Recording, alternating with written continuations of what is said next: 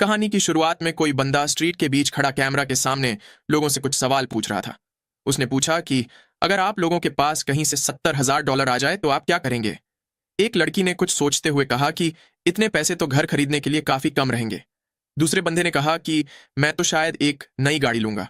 एक और लड़की ने बताया कि मैं तो सबसे पहले उसे सेविंग्स अकाउंट में डालूंगी। उनके जवाब सुन उस इंटरव्यूअर ने कहा कि तो फिर चलो, अब मैं आखिरी सवाल पूछता हूं। अगर आप दुनिया के सबसे अमीर इंसान बन जाए तो आप क्या करेंगे। ये सुन वो पहले वाला बंदा सोच में पड़ गया। उस लड़की ने बताया कि मैं तो शायद अपनी पूरी जिंदगी बिना कुछ किए ही आराम से बिता दूं। एक और लड़की बोलने लगी कि सबसे पहले तो मैं ये जानना चाहूंगी कि उतना अमीर कैसे बना जाता है। तभी सीन एक स्टेज पे शिफ्ट होता है जहां टीवी पे ये वाला इंटरव्यू चल रहा था।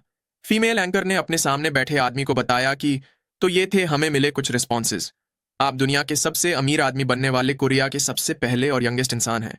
तो इसके पीछे का सीक्रेट क्या है। लोगों के बीच तो ऐसे रूमर्स भी हैं कि आप फ्यूचर देख सकते हैं।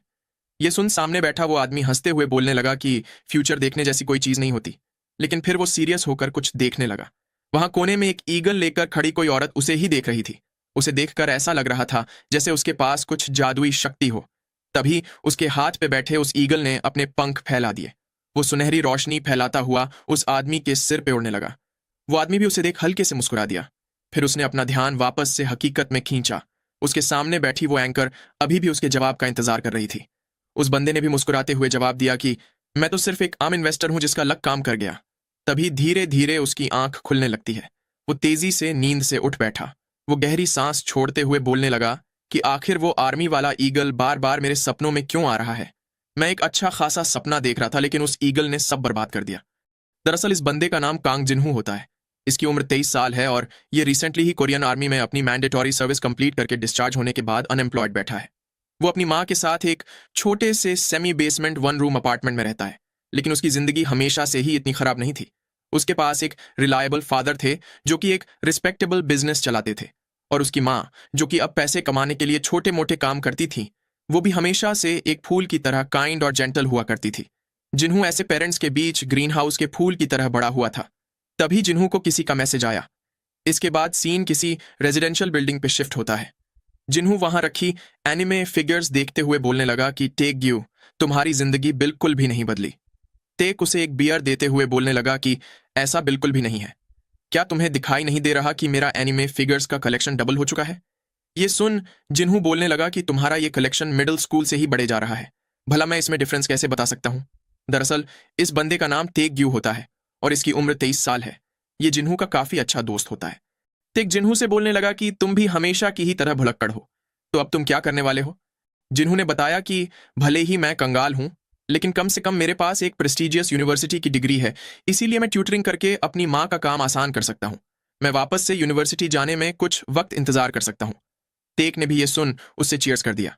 फिर जिन्होंने टेक से कहा कि पिछली क्रिसमस जब मैं यहां नहीं था तब मेरी माँ के साथ डिनर करने के लिए थैंक यू। ये सुन टेक बोलने लगा कि हमारे बीच ऐसा कुछ नहीं होना चाहिए। तुम्हारी माँ मेरी भी माँ है। वैसे तुम्हारी मिलिट्री लाइफ कैसी थी। जिन्होंने कहा कि जिस बंदे को मिलिट्री से एग्जेम्प्ट कर दिया गया हो उससे इस बारे में बात करने के लिए मेरे पास कुछ भी नहीं है। ये सुन टेक बोलने लगा कि लगता है तुम मुझसे जलते हो, तो क्या तुम कुछ ऐसी बात सुनना चाहोगे जिससे तुम्हें और ज्यादा जलन हो। जिन्होंने पूछा कि भला ऐसा तो क्या है। तभी टेक उसके थोड़ा करीब आ गया। उसने मुस्कुराते हुए बताया कि मुझे अपने बैंक कॉइन का पासवर्ड मिल गया। ये सुन जिन्हू कंफ्यूज हो गया। टेक ने पूछा कि क्या तुम भूल गए, मैंने अपना वो लूटनिया वाला गेम कैरेक्टर बेच दिया था जिसके बदले मुझे कुछ क्रिप्टो करेंसी मिली थी। ये सुन जिन्हू ने सरप्राइज होते हुए पूछा कि क्या तुम उसकी बात कर रहे हो जो 50 वॉन से शुरू होकर 10 लाख वॉन तक ऊपर गया था। उसका पासवर्ड खोने पे तुम रोते हुए बोल रहे थे कि तुम्हारी जिंदगी ही खत्म हो गई, और क्या अब तुम्हें वो फिर से मिल गया। टेक ने उसे हाँ में जवाब देते हुए बताया कि मुझे वो अपने एनिमे फिगर्स के बॉक्स को साफ करते हुए मिला। क्या तुम जानना चाहते हो कि उसकी वैल्यू अभी कितनी है। पिछले दिन उसकी कीमत पूरे $1,100 थी। ये सुन जिन्हू गिनती लगाते हुए बोलने लगा कि अभी के एक्सचेंज रेट के मुताबिक $1 $1,100 वॉन के बराबर होता है। तो इस हिसाब से $1,100 के होंगे 12 लाख वॉन। ये बोलते हुए जिन्हू एकदम हैरान रह गया। तभी टेक ने उसे उंगली दिखाते हुए बताया कि एक बैंक कॉइन $1,100 कीमत एक बैंक कॉइन की है, ना कि टोटल। ये सुन जिन्हू ने याद करते हुए कहा कि तुम्हारे पास टोटल 11,000 बैंक कॉइन है, राइट। इतना बोल वो उसकी टोटल वैल्यू कैलकुलेट करने लगा। तभी वो सरप्राइज हो गया। उसकी टोटल वैल्यू जानकर उसके होश उड़ गए। वो चिल्लाते हुए बोलने लगा कि ये तो पूरे 12 मिलियन डॉलर होते हैं। उसने चिल्लाते हुए टेक को कमीना बोलते हुए पूछा कि क्या तुम सपना देख रहे हो? टेक ने भी उसे पागल बुलाते हुए पूछा कि तुम मुझ पर क्यों चिल्ला रहे हो? अगर तुम जल रहे हो तो सीधा बोल दो। मुझे खुद भी ये बात प्रोसेस करने में वक्त लगा था, लेकिन ये सच है। मैं इतना चौंका हुआ हूं कि मैं उस बात पे खुश भी नहीं हो सकता। तभी सामने से जिन्हों ने हाथ फैलाते हुए कहा कि मुझे सिर्फ $70,000 दे दो। टेक ने उसे मना कर दिया। जिन्हों ने उसे प्लीज बोलते हुए कहा कि सिर्फ $70,000, लेकिन टेक ने उसे फिर से मना कर दिया। उसने मुस्कुराते हुए बताया कि मैंने उसे ऑलरेडी एक्सचेंज पे सेल के लिए रख दिया है, और इस ट्रेंड के हिसाब से मुझे लगता है कि वो कुछ वक्त और ऊपर जाता रहेगा। ये सुन जिन्हों उसे कंजूस कमीना कहते हुए बोलने लगा कि अगर मुझे ये बात पता होती तो मैं उस गेम को और ज्यादा सीरियसली खेलता। तभी उसे कुछ याद आया। उसे वो सीन याद आया जहां वो तेक के साथ उस गेम को खेल रहा था। उसे याद कर जिन्हों ने तेक का कॉलर पकड़ते हुए गुस्से से कहा कि कमीने, क्या तुम भूल गए कि उस वक्त तुमने अपने साथ मेरा भी कैरेक्टर बेच दिया था? साले चोर, मुझे मेरा हिस्सा दे। ये सुन टेक ने उससे पूछा कि लेकिन उसमें तुम्हारा कितना हिस्सा था? जिन्हों उसे जवाब देने जा ही रहा था कि तभी उसकी नजर किसी चीज पर पड़ी। वो उसे देखकर सरप्राइज हो गया। वहां खिड़की के बाहर दीवार पे वही ईगल बैठा हुआ था। उसमें से अभी भी वैसी ही सुनहरी रोशनी निकल रही थी। वो सीधा जिन्हों को ही देख रहा था। जिन्हों उस ईगल को फिर से देखकर हैरान रह गया। तभी वो ईगल उसकी ओर आने लगा। वो सीधा आकर उसके सिर पे उड़ने लगा। जिन्हों भी हैरान बैठा उसे ही देख रहा था। तभी उसके सामने उस गोल्डन रोशनी से कुछ बनने लगा। उस गोल्डन रोशनी से कुछ शब्द बन रहे थे। वो उसकी लिखी हुई बात देखकर सरप्राइज हो गया। तभी टेक ने उसे ऐसे बैठा देख आवाज लगाई। जिन्होंने उससे पूछा कि क्या तुम्हें पता है कि माउंटेन हिल क्या है? टेक ने उसे बताया कि ये तो वही एक्सचेंज है जहां मैं अपना बैंड कॉइन ट्रेड कर रहा हूं। लेकिन तुम्हें इस बारे में कैसे पता? जिन्होंने पूछा कि क्या वो एक्सचेंज सेफ है? क्या उसकी बैंकरप्टी के कोई रूमर्स फैल रहे हैं? दरअसल जिन्हों ऐसा इसीलिए बोल रहा था क्योंकि उस ईगल की गोल्डन रोशनी से बने शब्दों ने माउंटेन हिल की बैंकरप्सी की बात लिखी थी। टेक भी उसकी बात सुन कंफ्यूज होकर पूछने लगा कि तुम किस बारे में बात कर रहे हो? भला एक अच्छा खासा एक्सचेंज बैंकरप्ट क्यों होगा? वहीं जिन्हों परेशान होते हुए सोचने लगा कि ये ईगल और वो शब्द तो वैसे ही है जैसा मैंने आर्मी के वक्त देखा था।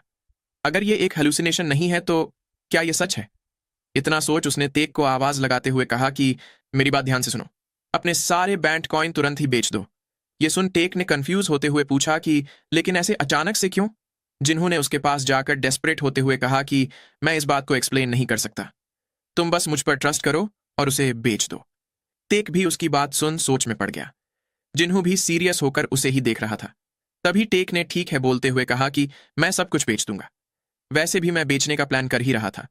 मैंने तो अपनी बहन से मेरे लिए एक डॉलर अकाउंट भी सेटअप करवा लिया है। लेकिन एक बार मैं इसे बेच दूं तो मुझे सब कुछ एक्सप्लेन करना। जिन्होंने भी उसे ठीक है कहा। फिर उसने देखा तो वो ईगल और उसके लिखे हुए शब्द गायब हो चुके थे। ये देख वो सोचने लगा कि मुझे वो ईगल और शब्द फिर से दिखाई दिए। ये पक्का कोई हेल्यूसिनेशन नहीं था, वरना मुझे उस एक्सचेंज का नाम कैसे पता चलता जिसे मैंने कभी देखा ही नहीं है? या फिर क्या मैं पहले उसका नाम सुन रखा होने की वजह से कंफ्यूज्ड था? तभी टेक चिल्लाते हुए उठ खड़ा हुआ। ये देख जिन्होंने भी चौंकते हुए पूछा कि क्या हुआ? टेक ने बताया कि माउंटेन हिल्स के सर्वर अभी अभी बंद हो चुके हैं। ये सुन जिन्हों हैरान रह गया। वो परेशान होते हुए पूछने लगा कि तो फिर हमारे कॉइन्स का क्या हुआ? टेक ने उसे अपना फोन दिखाते हुए बताया कि मैंने उसे वक्त रहते ही बेच दिया था। जरा मुझे चेक करने दो कि आखिर चल क्या रहा है। शायद ये सिर्फ कोई सर्वर मेंटेनेंस हो सकता है। वहीं जिन्हों भी उस ईगल की भविष्यवाणी फिर से सच होती देख सोच में पड़ गया। तभी कुछ देख टेक फिर से चिल्ला दिया। उसने बताया कि सर्वर फिर से ऑनलाइन हो चुका है, लेकिन सारे यूजर्स के अकाउंट्स खाली हो चुके हैं। ये सुन जिन्हों भौचक्का रह गया। वहीं ऑनलाइन फर्म्स पे भी इस बात को लेकर काफी हल्ला मच रहा था। तभी टेक उसके पास आते हुए बोलने लगा कि तुमने मुझसे प्रॉमिस की थी कि तुम मुझे सच बताओगे, राइट? आखिर यहां चल क्या रहा है? क्या तुम्हें पता था कि ऐसा कुछ होगा? जिन्हों उसे जवाब देने में थोड़ा झिझक रहा था। ये देख टेक ने उसे सब सच उगलने को कहा। जिन्होंने भी सीरियस एक्सप्रेशन के साथ बताया कि शायद मेरे पास फ्यूचर देखने की एबिलिटी आ चुकी है। फिर हमें 1 साल पहले का सीन दिखाया जाता है जहां किसी पहाड़ पर ब्लास्ट हो रहा था। दरअसल ये आर्मी की ट्रेनिंग के लिए फायर किया गया मोर्टार था। एक ऑफिसर ने जिन्हों को आवाज लगाते हुए कहा कि इसे ध्यान से देखो। जब तुम बेस पर वापस जाओगे तब तुमसे इस बारे में सवाल पूछे जाएंगे, समझे? जिन्हों ने भी उसे सर बुलाते हुए सैल्यूट करके हाँ में जवाब दिया। तभी उसे कुछ दिखाई दिया। पास के एक पेड़ पे वही ईगल बैठा हुआ था। वो उस गोल्डन ईगल को देख सोचने लगा कि क्या ईगल ऐसे भी दिखते हैं? तभी उस ईगल ने छलांग लगाकर उड़ना शुरू कर दिया। वो तेजी से उड़ते हुए जिन्हू के सामने से निकल गया। ये देख जिन्हू चौंक गया। वो अपने साथियों से पूछने लगा कि क्या तुम लोगों ने अभी उस ईगल को देखा? ये सुन पीछे से एक बंदे ने पूछा कि कहाँ? जिन्हू ने इशारा करते हुए बताया कि वो अभी अभी हमारे ऊपर से उड़कर गया। उसके साथी ने कहा कि मैंने तो कुछ भी नहीं देखा। ये सुन जिन्हू पूछने लगा कि आखिर तुम इतना बड़ा ईगल मिस कैसे कर सकते हो? तभी उसे हवा में कुछ सुनहरे शब्द दिखाई देने लगे। उसमें किसी KM-188 नाम की चीज के एक्सप्लोजन के बारे में लिखा था। उसे देख जिन्हू कंफ्यूज होते हुए सोचने लगा कि आखिर ये क्या है? क्या ये कोई आर्टिलरी टेक्नोलॉजी है? तभी उसने देखा कि पास ही कुछ सोल्जर्स मॉर्टर को लोड कर रहे थे। वो लोग उसके अंदर एक शेल डाल रहे थे।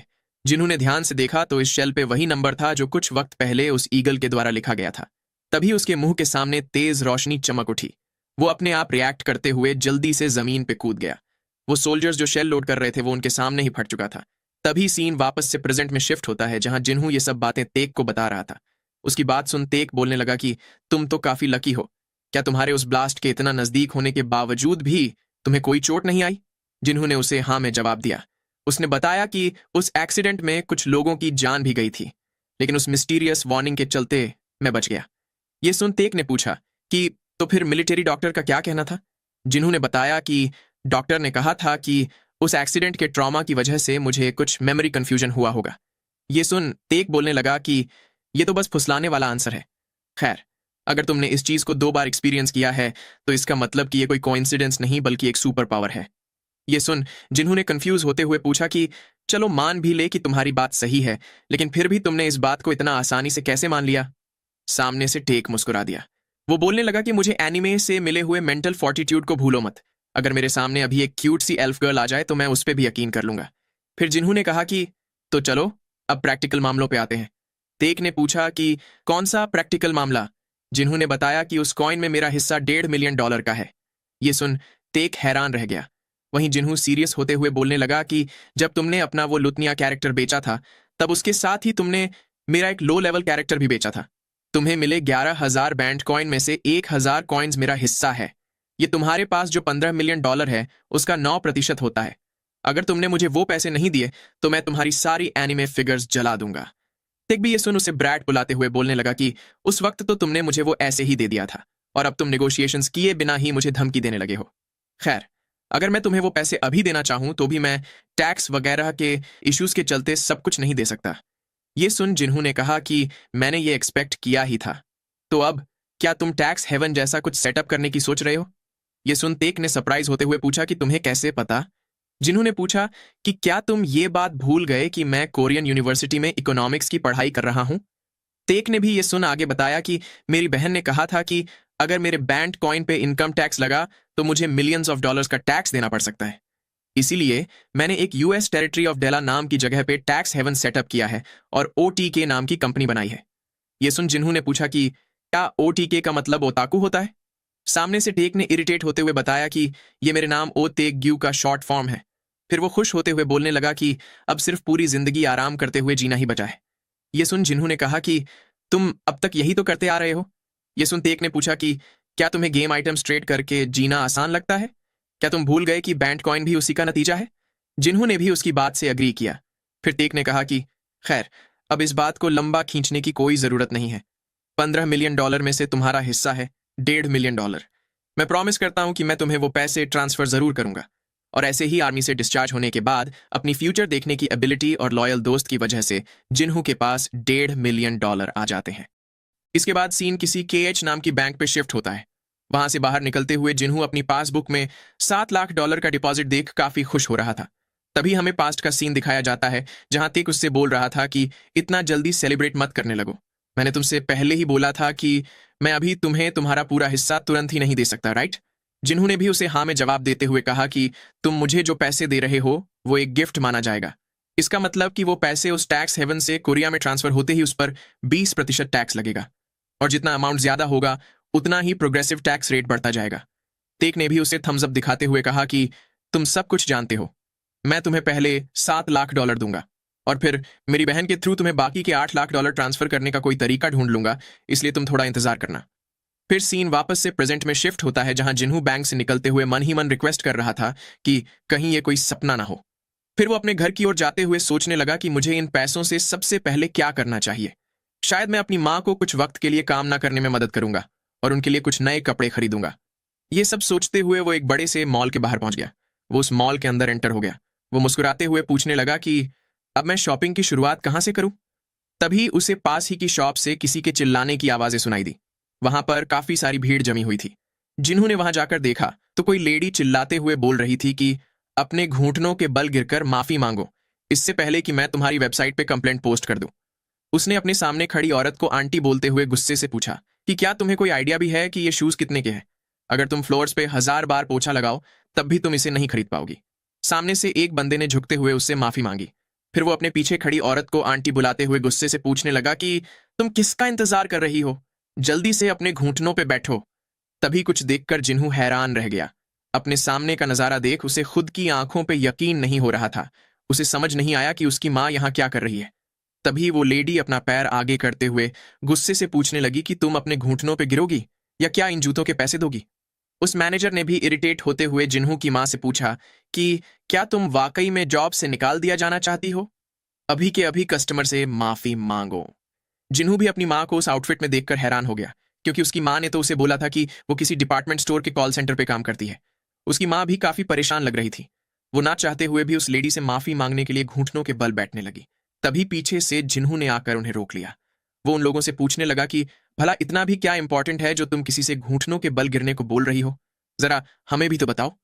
जिन्हू को वहां देख उसकी माँ ने शर्म के मारे अपना मुंह फेर लिया। वहीं वो लेडी चिल्लाते हुए जिन्हू से पूछने लगी कि तुम इसमें अपनी टांग क्यों अड़ा रहे हो? क्या तुम इसके बेटे हो?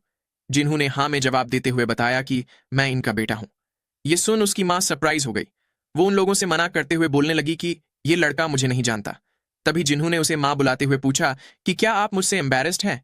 क्योंकि मैं आपसे बिल्कुल भी एम्बेरेस्ड नहीं हूं। वहीं वो मैनेजर और लेडी भी जिन्हू के उस औरत को माँ बुलाने पे चौंक गए। फिर जिन्हू ने उनसे पूछा कि तो अब बताओ कि आखिर यहां चल क्या रहा है?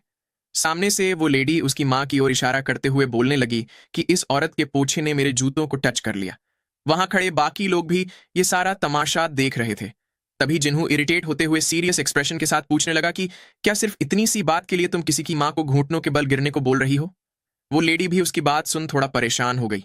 फिर वो अपने जूते दिखाकर चिल्लाते हुए पूछने लगी कि क्या तुम्हें पता भी है कि इसकी कीमत क्या है? ये पूरे $500 के हैं। तभी जिन्हू ने उसकी ओर कुछ पैसे बढ़ाते हुए कहा कि ये लो $500। अब या तो ये पैसे लेकर मेरी माँ से माफी मांग के निकल जाओ, या फिर अपने कीमती जूते रखकर यहां से खाली हाथ चलती बनो। वैसे भी अभी तुम्हें लोगों के द्वारा रिकॉर्ड किया जा रहा है, तो क्या कम से कम पैसे लेना बेहतर नहीं होगा? ये सुन वो लेडी फ्रस्ट्रेट हो गई। जिन्होंने पूछा कि क्या मुझे इन पैसों को जमीन पे फेंक देना चाहिए ताकि तुम घुटनों के बल गिरकर उन्हें उठा सको? वो लेडी भी ये सुन काफी गुस्सा हो गई। फिर उसने जैसे तैसे सॉरी बोलते हुए पूछा कि इतना काफी रहेगा, राइट? इतना बोल। उसने जिन्हू के हाथ से पैसे झपट लिए। वो वहीं खड़ी उन पैसों को गिनने लगी। तभी जिन्हू ने उस मैनेजर को आवाज लगाई। उसने मैनेजर से इशारा करते हुए कहा कि प्लीज इस लेडी के जूते याद रख के कलेक्ट कर लेना। वो मेरे हैं क्योंकि मैंने उसे पैसे देकर खरीदा है। अगर मुझे ये अगले दिन तक नहीं मिले तो मैं उसके चोरी होने की रिपोर्ट लिखवा दूंगा। उस मैनेजर ने भी उसे ठीक है कहा। वो लेडी भी उसकी बात सुन सरप्राइज हो गई। वहीं जिन्हू अपनी माँ के साथ वापस जाने लगा। तभी पीछे से वो लेडी उसे आवाज लगाते हुए पूछने लगी कि तुम इतना पैटी क्यों बन रहे हो? ऐसा तो है नहीं कि तुम इन जूतों को वाकई में पहनने वाले हो। जिन्हू भी ये सुन मुस्कुराते हुए बोलने लगा कि शायद मुझे वाकई में इन जूतों की कोई जरूरत नहीं है, तो शायद मैं इसे अगले दिन कचरे में फेंक दूंगा। वैसे मुझे याद दिलाने के लिए शुक्रिया आंटी। ये सुन वो लेडी काफी ज्यादा गुस्सा हो गई। वो भड़कते हुए बोलने लगी कि मैं कोई आंटी नहीं हूं। वो मैनेजर भी उसे शांत कराने की कोशिश कर रहा था। फिर हमें थोड़ी देर बाद बाहर स्ट्रीट का सीन दिखाया जाता है, जहां जिन्हू अपनी माँ के साथ वापस घर जा रहा था। उसकी माँ परेशान होते हुए बोल रही थी कि अगर मैं वापस जाकर बात करूं तो शायद अभी भी इसे फिक्स किया जा सकता है। तभी जिन्हू ने पूछा कि कब से? उसकी माँ ने बताया कि ऐसा पहली बार हुआ है। तभी जिन्हू ने उन्हें गले लगा लिया। उसने कहा कि मेरे पूछने का मतलब ये था कि आप इतनी पतली कब से होने लगी? उसकी माँ ने भी मुस्कुराते हुए पूछा कि मैं कहाँ पतली हो रही हूँ, ये तो मैं पहली बार ऐसी किसी चीज से गुजर रही हूँ। ये सुन जिन्हू बोलने लगा कि अब से आपको ऐसी जगह काम करने की कोई जरूरत नहीं है जहां आपको इस तरह से ट्रीट किया जाता हो।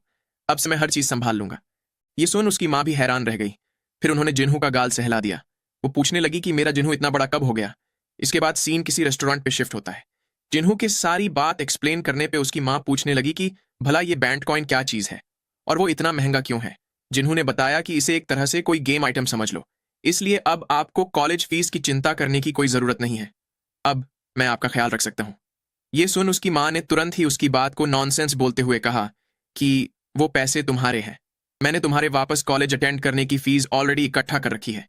अभी तुम अपने पैसे बचाओ और अपने फ्यूचर पे इन्वेस्ट करो। जिन्होंने मुस्कुराते हुए कहा कि उस बारे में मैं बाद में सोचूंगा, लेकिन अभी के लिए चलो सबसे पहले घर बदल लेते हैं। मुझे लगता है कि आपको जो खांसी हो रही है वो हमारे घर की वजह से ही हो रही है। ये सुन उसकी माँ ने कहा कि उस बारे में चिंता मत करो। जिन्होंने हंसते हुए बताया कि ये मेरे पैसे हैं और मैं उसे कुछ अच्छी चीज के लिए ही यूज करूंगा। उसकी माँ भी ये सुन बोलने लगी कि तुम अपने फादर की तरह ही जिद्दी हो। तभी जिन्हू को तेग का कॉल आ गया। उसके कॉल उठाने पे तेग चिल्लाते हुए बोलने लगा कि एक इमरजेंसी आ गई है। ये सुन जिन्हू ने पूछा कि तुम किस बारे में बात कर रहे हो। मैं अभी अपनी माँ के साथ डिनर कर रहा हूँ। सामने से टेक ने बताया कि वो यहाँ आ चुकी है। जिन्हू ने पूछा कि कौन। टेक ने बताया कि मेरी बहन कोरिया वापस आ चुकी है। फिर हमें कुछ वक्त बाद किसी शिलोन नाम की होटल का सीन दिखाया जाता है। वहां पर कोई लड़का किसी चीज को देख इंप्रेस होते हुए अपने दोस्त को उस तरफ देखने को बोल रहा था। वहां खड़े सारे लोग एक अतरंगी सी कार देखकर इंप्रेस हो रहे थे। उस कार के चारों ओर लोली एनिमे कैरेक्टर्स के स्टिकर लगे हुए थे। दरअसल ये कार टेक की होती है। उसके पास बैठा जिन्हों एम्बैरेसमेंट के मारे अपना मुंह छिपाते हुए मन ही मन उसे गालियां दे रहा था। इसके बाद वो लोग होटल के अंदर जाने लगे। टेक जिन्हों की बातें सुन पूछ रहा था कि मेरे तुम्हें यहां सेफली लाने के बावजूद भी तुम मुझे खरी खोटी क्यों सुना रहे हो। जिन्होंने इरिटेट होते हुए उससे कहा कि तुम अपनी इस वीब की दुनिया में मुझे मत खींचा करो। ये सुन तेक ने पूछा कि भला मेरी दुनिया में क्या दिक्कत है। तभी किसी ने उसे आवाज लगाते हुए कहा कि तुम 3 मिनट लेट हो। तेक भी वो आवाज सुन सरप्राइज हो गया। दरअसल ये उसकी बहन ह्यूनजू होती है। उसने जिन्हू को भी साथ आया देख उसे भी ग्रीट किया। जिन्हू ने भी उसे ग्रीट करते हुए उसका हालचाल पूछा। फिर थोड़ी देर बाद होटल के अंदर बैठकर बात करते हुए ह्यूनजू ने जिन्हू से पूछा कि क्या अब तुम मिलिट्री से डिस्चार्ज हो चुके हो। जिन्हू ने भी उसे हाँ में जवाब दिया। ये सुन ह्यूनजू ने पूछा कि तुम अब तक कॉलेज वापस नहीं गए, राइट? तो फिर जब तुम ग्रेजुएट हो जाओ तब मेरे साथ गोल्डन गेट कंपनी में आकर काम करना कैसा रहेगा। जिन्हू भी उसकी बात सुन हंसते हुए बोलने लगा कि अगर वैसी ग्लोबल इन्वेस्टमेंट बैंकिंग कंपनी मुझे ले तो मैं तुरंत ही चला जाऊं। फिर उसने देखा कि ह्यूनजू सीरियस होकर कुछ सोच रही थी। ये देख उसने ह्यूनजू से पूछा कि क्या तुम्हें कोई बात परेशान कर रही है। ह्यूनजू ने तेक को आवाज लगाते हुए बताया कि मैंने माउंटेन हिल की बैंक्रप्सी के बारे में सुना। क्या सब कुछ ठीक है? सामने से टेक ने हंसते हुए बताया कि किस्मत से मैंने सब कुछ वक्त रहते ही बेच दिया था। ये सुन ह्यूनजू सरप्राइज हो गई। वो पूछने लगी कि क्या तुमने वो सब कुछ बेच दिया। टेक ने हाँ में जवाब देते हुए बताया कि मैंने वो सब कुछ OTK कंपनी अकाउंट में रखा हुआ है। वो पूरे $12 मिलियन है। ये सुन ह्यूनजू सोच में पड़ गई। फिर उसने भी चैन की सांस ली। ये देख जिन्हू सोचने लगा कि लगता है ये काफी चिंतित थी। फिर उसने उन लोगों के सामने एक कागज रख दिया। उसने बताया कि ये गोल्डन गेट के गैंगनम ब्रांच मैनेजर का कॉन्टैक्ट नंबर है। अगर तुम काफी सारे पैसे यहाँ के डोमेस्टिक अकाउंट में ट्रांसफर करना चाहो तो इसे कॉन्टैक्ट कर देना। ये सब कुछ संभाल लेगा। वो मेरी स्कूल का सीनियर है, इसलिए उसे बोल देना कि तुम ह्यूनजू के छोटे भाई हो और वो तुम्हारे लिए सब कुछ संभाल लेगा। लेकिन तुम तो बोल रहे थे कि तुम उसे धीरे धीरे बेचोगे, तो फिर तुमने सब कुछ एक साथ ही क्यों बेच दिया। ये सुन तेक चौंक गया। वो बहाना बनाते हुए बोलने लगा कि वो तो बस मुझे ऐसे ही उसे बेचने की फीलिंग आ रही थी। वैसे क्या तुम यहाँ मेरी वजह से आई हो। ह्यूनजू ने ना में जवाब देते हुए बताया कि मैं यहाँ एक एक्विजिशन कंपनी का काम निपटाने आई हूँ, इसलिए मैं तकरीबन 10 दिन तक यहाँ रहूंगी। 10 दिन की बात सुन तेक थोड़ा परेशान हो गया। ये देख ह्यूनजू ने पूछा कि क्या तुम्हें इस बात से कोई दिक्कत है। ये सुन टेक डरते हुए बोलने लगा कि नहीं, मैं तो काफी खुश हूं। ह्यूनजू ने उसे ऊपर की ओर इशारा कर बताया कि मैं यहीं रुकने वाली हूं। तेक ने भी इंप्रेस होते हुए पूछा कि क्या इतनी महंगी होटल में। ह्यूनजू ने बताया कि कंपनी के सारे लोग यहीं साथ रहने वाले हैं। खैर, वैसे भी इसके पैसे कंपनी दे रही है। ये सुन जिन्हू सोचने लगा कि यहां रुकने के तो कम से कम दिन के $500 लगते हैं। ग्लोबल इन्वेस्टमेंट बैंकिंग कंपनीज अलग ही लेवल पे हैं। तभी कॉल आने पे ह्यूनजू तुरंत ही वापस आने का बोल साइड में जाने लगी। उसके जाने के बाद टेक जिन्हू से पूछने लगा कि क्या मेरी बहन के एटीट्यूड से तुम्हें डर नहीं लगता। जिन्हू ने कहा कि वो एटीट्यूड तो सिर्फ तुम्हारे लिए ही है। ये सुन टेक उसे गालियां देने लगा। तभी ह्यूनजू ने वहां वापस आते हुए बताया कि ये कॉल ओपेक की मीटिंग के स्केड्यूल के बारे में था। ये सुन टेक पूछने लगा कि ये तो वही ऑयल फैक्ट्रीज की ऑर्गेनाइजेशन है, राइट? इतना बोल वो सोचने लगा कि लेकिन साला इसमें फैक्ट्री का F क्यों नहीं है। वहीं जिन्हू ने ह्यूंजू से पूछा कि तो फिर ये ऑयल प्रोड्यूसिंग कंट्रीज की मीटिंग होगी, राइट? ह्यूंजू ने उसे हाँ में जवाब देते हुए बताया कि इसका फुल फॉर्म है organisation of the petroleum exporting countries. OPEC की मीटिंग का रिजल्ट परसों अनाउंस किया जाएगा। उसके इतना बोलते ही जिन्हू को अपने सामने वो सुनहरा ईगल बैठा दिखाई दिया। जिन्हू फिर से उस ईगल को देख सरप्राइज हो गया। तभी वो ईगल आकर उसके सिर पे उड़ने लगा। वो फिर से गोल्डन रोशनी से कुछ बनाने लगा। जिन्हू भी परेशान होते हुए सोच रहा था कि इस बार क्या होगा। तभी उस गोल्डन रोशनी से उभर कर कुछ शब्द बाहर आए जिसमें लिखा था कि ओपेक की मीटिंग में ऑयल प्रोडक्शन की कटौती पे अग्रीमेंट कर लिया जाएगा। तभी उसे ऐसे ख्यालों में खोया देख ह्यूंजू ने आवाज लगाते हुए पूछा कि क्या तुम ठीक हो? जिन्हू ने भी उससे माफी मांगते हुए बताया कि मैं तो सिर्फ कुछ सोच रहा था। ये सुन ह्यूंजू पूछने लगी कि तुम हमेशा तेग का ख्याल रखते हुए थक जाते होंगे, राइट? जिन्हू ने भी हंसते हुए उसे हाँ में जवाब दिया। तेग भी उनकी बातें सुन चिढ़ गया।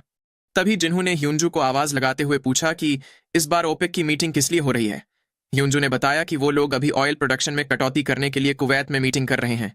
ये सुन जिन्हू हैरान होते हुए सोचने लगा कि ये तो अभी मैंने जो देखा वही है।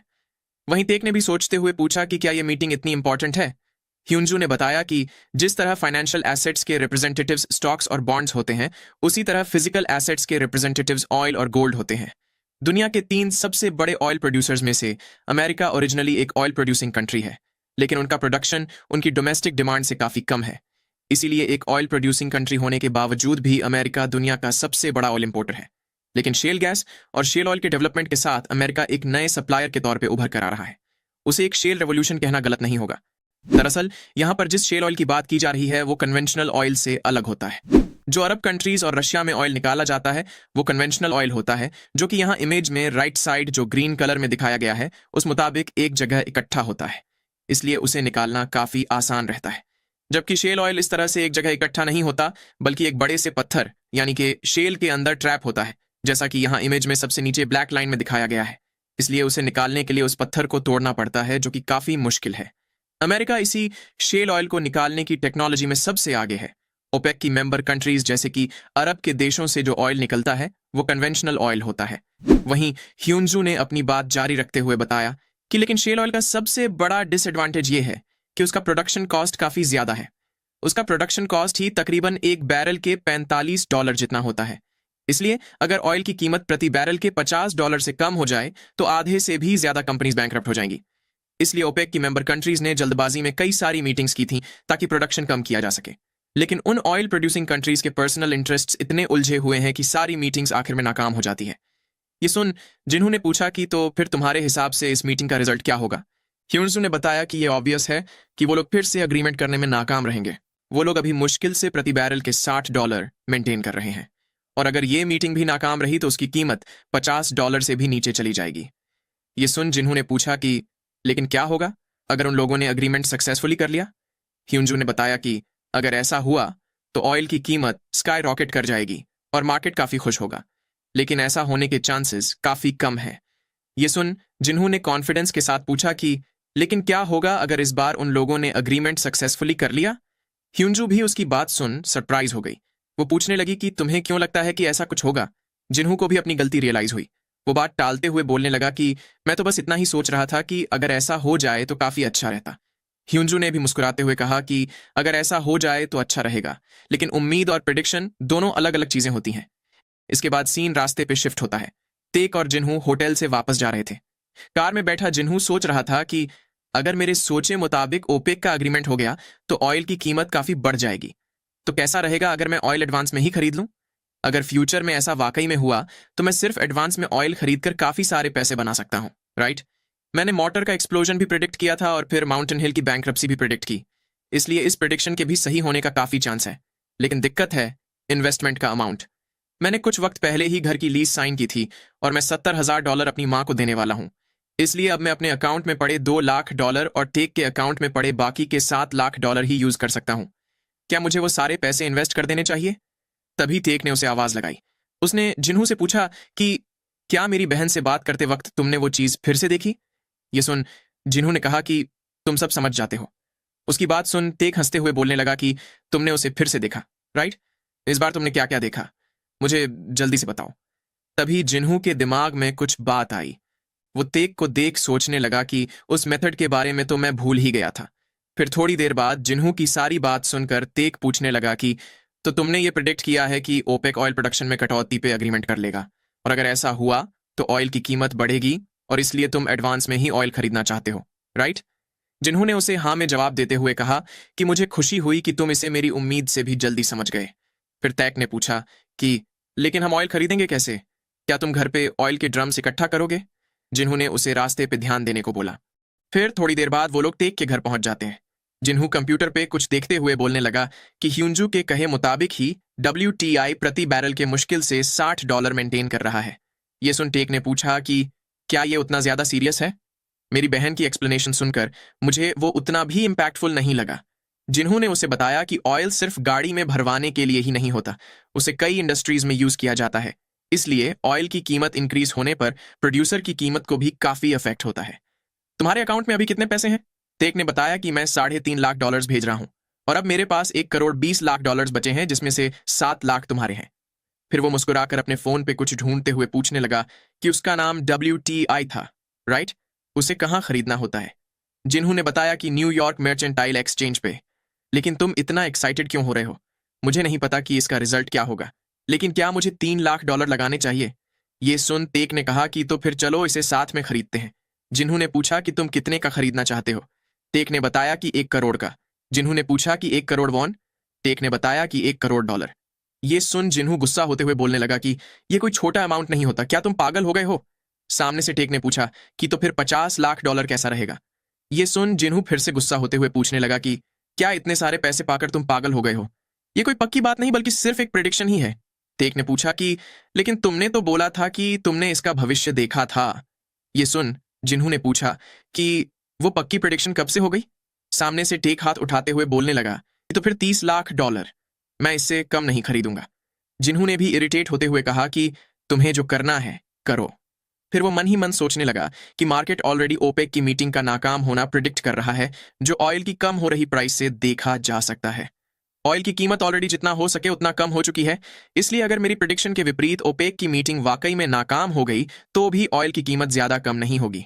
अगर मेरी प्रिडिक्शन गलत हुई तो मैं थोड़ा नुकसान झेलकर उसे बेच दूंगा। मैंने इस पे कोई ज्यादा रिसर्च नहीं की और ये सब कुछ अनसर्टेन इन्फॉर्मेशन पे आधारित है। अब मुझे सिर्फ यहां से कुछ क्लिक्स ही करने हैं। इतना सोच वो तेजी से इन्वेस्टमेंट करने में लग गया। फिर थोड़ी देर बाद तेक उससे पूछने लगा कि क्या तुमने ऑयल खरीद लिया? जिन्होंने उसे हाँ में जवाब दिया। ये सुन टेक ने पूछा कि अब नेक्स्ट क्या करना है? जिन्होंने बताया कि हमें ओपेक की मीटिंग खत्म होने का इंतजार करना होगा। इतना बोल वो मन ही मन सोचने लगा कि ये वाकई में इंसेन है। इसके बाद सीन कुछ वक्त बाद किसी अपार्टमेंट बिल्डिंग पे शिफ्ट होता है। जिन्होंने $85,000 के डिपॉजिट के साथ एक 2 रूम के विला का कॉन्ट्रैक्ट साइन कर लिया था। हालांकि वो बिल्डिंग थोड़ी पुरानी थी, लेकिन वॉलपेपर और फ्लोर नया होने की वजह से घर के अंदर का इंटीरियर क्लीन था। जिन्होंने सामान सेट करते हुए अपनी माँ से पूछा कि क्या आपको ये घर पसंद आया? उसकी माँ ने हाँ में जवाब देते हुए कहा कि इसमें 2 कमरे हैं और उजाला भी काफी है। ये वाकई में अच्छा है। ये सुन जिन्होंने मन ही मन कहा कि अगर मैंने और ज्यादा पैसे खर्चे होते तो हमें और बेहतर घर मिल सकता था, लेकिन मुझे खुशी है कि आपको ये पसंद आया। तभी सामान सेट करते हुए जिन्हू की माँ को कोई चीज मिली। ये उनकी फैमिली पिक्चर होती है। जिन्हू उसे देख सोचने लगा कि जैसे जैसे हमारे मूव करने पे घर छोटे होते गए, वैसे वैसे जगह कम होने की वजह से मेरे फादर की चीजों ने अपनी जगह खो दी। इस बॉक्स के अंदर की चीजें मेरे फादर की है, जो कि मेरी माँ आखिर तक नहीं फेंक सकी। मेरी माँ का हमेशा से एक सिंगल फैमिली हाउस ओन करने का सपना था। उसे पूरा करने के लिए मेरे फादर ने एक जमीन खरीदकर उस पर घर बनवाया। हमारी फैमिली की ज्यादातर यादें उसी जगह से जुड़ी हुई है। ये सब सोचते हुए जिन्होंने अपनी माँ से पूछा कि क्या आप अभी भी कुछ बार फादर के बारे में सोचती हैं? उसकी माँ ने हाँ में जवाब देते हुए कहा कि उन्होंने काफी मेहनत की, लेकिन उन्होंने हमें काफी जल्दी छोड़ दिया। अगर वो अभी जिंदा होते तो वो ऐसे दिन देख पाते। इतना बोलते हुए वो इमोशनल हो गई। फिर उन्होंने खुद को संभालते हुए जिन्हू से कहा कि मैं घर को एक बार और साफ कर देती हूं, तब तक तुम अपने रूम में जाओ और सामान सेट करना शुरू कर दो। जिन्हू ने भी उन्हें ठीक है कहा। फिर थोड़ी देर बाद वो सामान देखते हुए बोलने लगा कि हमें कुछ चीजें तुरंत ही खरीदनी होगी, जैसे कि washing machine, refrigerator, dining table और बेड। हमें सब कुछ नया खरीदना होगा। फिर वो अपनी माँ की ओर जाते हुए बोलने लगा कि आप भी कुछ वक्त के लिए काम से छुट्टी ले लीजिए। ये सुन उसकी माँ ने कहा कि मैं अच्छी खासी हेल्थी हूं, तो भला मैं ऐसे घर पे कैसे बैठ सकती हूँ? जिन्हों ने कहा कि तो फिर 3 महीने कैसा रहेगा? उसकी माँ ने भी उसकी बात मान ली। तभी जिन्हों ने उनकी ओर एक बैंक सील बढ़ाते हुए कहा कि मैंने इस अकाउंट में $70,000 डाल रखे हैं, आप इसे जो चाहे उसके लिए यूज करना। $70,000 की बात सुन उसकी माँ सरप्राइज हो गई। फिर वो उसे पीटते हुए पूछने लगी कि क्या तुम पैसे मिलने पे ऐसे किसी को भी बांटते फिरोगे? जिन्हों ने कहा कि मैं किसी को भी थोड़ी ना बांट रहा हूं, आप तो मेरी माँ हैं। उसकी माँ ने बताया कि मेरे पास मेरी सेविंग्स है, इसलिए मुझे इसकी जरूरत नहीं है। तुम इसे बचाकर रखो और उसे बाद में अपना घर खरीदने या शादी के फंड्स के लिए यूज करना। लेकिन जिन्हों ने फिर भी वो अकाउंट अपनी माँ को देते हुए कहा कि ऐसा समझ लो कि मैं इसे अभी के लिए आपको संभालने के लिए दे रहा हूं। उसकी माँ ने भी उसे ठीक है बोलते हुए कहा कि तुम अपने फादर की ही तरह जिद्दी हो। फिर जिन्हों मन ही मन सोचने लगा कि मेरी माँ को $70,000 देने के बाद भी मेरे अकाउंट में $2 लाख बचे हैं, जिसमें से $70,000 का टैक्स देना होगा। लेकिन तेग के पास अभी भी मेरे $7 लाख बाकी है। उसके साथ मुझे अगले 20 साल तक चिंता करने की कोई भी जरूरत नहीं है। क्या पैसे बनाना हमेशा से ही इतना आसान था? तभी किसी ने चिल्लाते हुए जिन्हों की माँ को आवाज लगाकर कहा कि मैं आ गया। जिन्हों की माँ भी तेग को देख पूछने लगी कि क्या तुमने खाना खाया? तेग ने उन्हें ना में जवाब दिया। वो अपना लाया हुआ सामान जिन्हों को पकड़ाते हुए बोलने लगा कि घर का सामान मूव करने के दिन तो खाना बाहर का ही खाया जाता है। ये वाली ट्रीट मेरी तरफ से, मैं खाना बाद में ऑर्डर कर दूंगा। तभी जिन्हों उसके लाए हुए सामान को देख मुंह बनाते हुए पूछने लगा कि क्या इतने सारे पैसे होने के बावजूद भी तुम हाउस वार्मिंग की गिफ्ट के तौर पे सिर्फ कुछ टिश्यू पेपर ही लाए हो? ये सुन तेक ने पूछा कि तो फिर मुझे क्या लाना चाहिए था? जिन्होंने सीरियस स्माइल देते हुए कहा कि कुछ मॉडेस्ट, जैसे कि फ्रिज, वॉशिंग मशीन या फिर टीवी। ये सुन तेग जिन्हों की माँ को आवाज लगाते हुए बोलने लगा कि जिन्हों मुझसे पैसे एक्सटॉर्ट करने की कोशिश कर रहा है। फिर थोड़ी देर बाद नाश्ता करते हुए जिन्हों ने बताया कि मैंने न्यूज में देखा था कि माउंटेन हिल पूरी तरह से बैंकरप्ट हो चुका है। ये सुन तेग बोलने लगा कि उसके बारे में तो बात भी मत करो, उसकी वजह से तो काफी हल्ला मचा हुआ है। माउंटेन हिल दुनिया का सबसे बड़ा क्रिप्टो करेंसी एक्सचेंज था। उसकी हैकिंग से हुआ नुकसान कई करोड़ डॉलर से लेकर $1 अरब तक का हो सकता है। कानून के हिसाब से देखा जाए तो उस नुकसान की भरपाई करना माउंटेन हिल की जिम्मेदारी है, लेकिन उसका स्केल सिर्फ एक एक्सचेंज के लिए हैंडल कर पाने के लिए काफी ज्यादा बड़ा था। इसलिए आखिरकार माउंटेन हिल ने बैंकरप्सी अनाउंस कर दी। ये सुन जिन्हों ने पूछा कि तो फिर उन इन्वेस्टर्स का क्या होगा जिन्होंने बेंटकॉइन में पैसे लगाए थे? तेक ने पूछा कि और क्या ही होगा, वो सब कंगाल हो चुके हैं। अगर ऐसा कुछ किसी बैंक के साथ होता तो गवर्नमेंट आगे आकर उसकी भरपाई करने के लिए मेजर्स लेती। लेकिन बेंटकॉइन की कोई गवर्निंग बॉडी ना होने की वजह से ऐसा कोई ऑर्गेनाइजेशन नहीं है जो कुछ सोल्यूशन या नुकसान की भरपाई कर सके। लेकिन तुम वाकई में अमेजिंग हो, तुमने माउंटेन हिल की बैंकरप्सी ऑलरेडी प्रिडिक्ट कर ली। जिन्होंने कहा कि यह शायद लक भी हो सकता है। ये सुन तेक बोलने लगा कि कुछ भी सिर्फ किस्मत से नहीं होता। जिन्होंने भी उसकी बात सुन सीरियस होते हुए पूछा कि क्या तुम्हें कोई आइडिया है? सामने से टेक पूरे कॉन्फिडेंस के साथ बोलने लगा कि ये एक मुसीबत के वक्त अवेकन होने वाली सुपर पावर है। सुपर हीरोज ऐसे ही पैदा होते हैं। ये सुन जिन्हों ने पूछा कि क्या तुम पागल हो? मैं ही पागल हूं जो तुमसे कुछ सेंस की उम्मीद कर रहा था। तभी तेग जोर की ताली बजाते हुए बोलने लगा कि ऑरेकल आई, चलो तुम्हारी इस एबिलिटी को ऑरेकल आई बुलाते हैं। क्या ये काफी कूल नहीं है? जिन्होंने ना में जवाब देते हुए कहा कि यह बिल्कुल भी कूल नहीं है, इसकी जगह जरा ओपेक की मीटिंग के बारे में सोचो। लेकिन तेक अभी भी उसकी एबिलिटी को ऑरेकल आई बुलाने में लगा हुआ था। ये देख जिन्होंने उसे वो सब बंद करने को बोला। उसने आगे कहा कि अगर मेरी ये ओपेक मीटिंग के सक्सेसफुल होने वाली प्रेडिक्शन सही हो जाती है तो मैं उस नाम को कंसिडर करूंगा, लेकिन अगर ये गलत निकलता है तो ये उस डॉक्टर के कहे मुताबिक सिर्फ मेरा वहम ही होगा। ये सुन तेक बोलने लगा कि अगर तुम्हारा ये ओपेक वाला प्रेडिक्शन सही निकलता है तो हम तुम्हारी इस एबिलिटी को ऑरेकल आई बुलाएंगे। बोलो मंजूर है? जिन्होंने भी उसे ठीक है बोलते हुए कहा कि तुम्हें जो करना है करो। इसके बाद हमें अगले दिन टेक के घर का सीन दिखाया जाता है। जिन्हों वहां पहुंचकर बोलने लगा कि रिजल्ट का दिन आ चुका है। ह्यूंजू ने क्या कहा? टेक ने बताया कि ह्यूंजू कह रही थी कि रिजल्ट हमें अगले दिन पता चलेगा। ये सुन जिन्हों ने कहा कि ये एक क्लिफ हैंगर जैसा फील हो रहा है। इतना बोल वो मन ही मन सोचने लगा कि क्या मैं गलत था? क्या मेरी प्रेडिक्शन काम नहीं कर रही? ऑयल की कीमत हमने जितने पे खरीदा था उससे 3% कम हो चुकी है। हम दोनों के पैसे मिलाकर $70,000 का लॉस चल रहा है और वो लगातार बढ़े ही जा रहा है। क्या मैं इस बारे में गलत था? इतना सोच उसने तेक से पूछा कि क्या तुम ठीक हो? तेक ने कहा कि लेकिन हमारे पास तो ऑरेकल आई है, राइट? इतना बोल उसने जिन्हों की ओर एक कंट्रोलर बढ़ाते हुए कहा कि चलो अभी के लिए गेम खेलते हैं, वैसे भी हमें रिजल्ट अगले दिन पता चल ही जाएगा।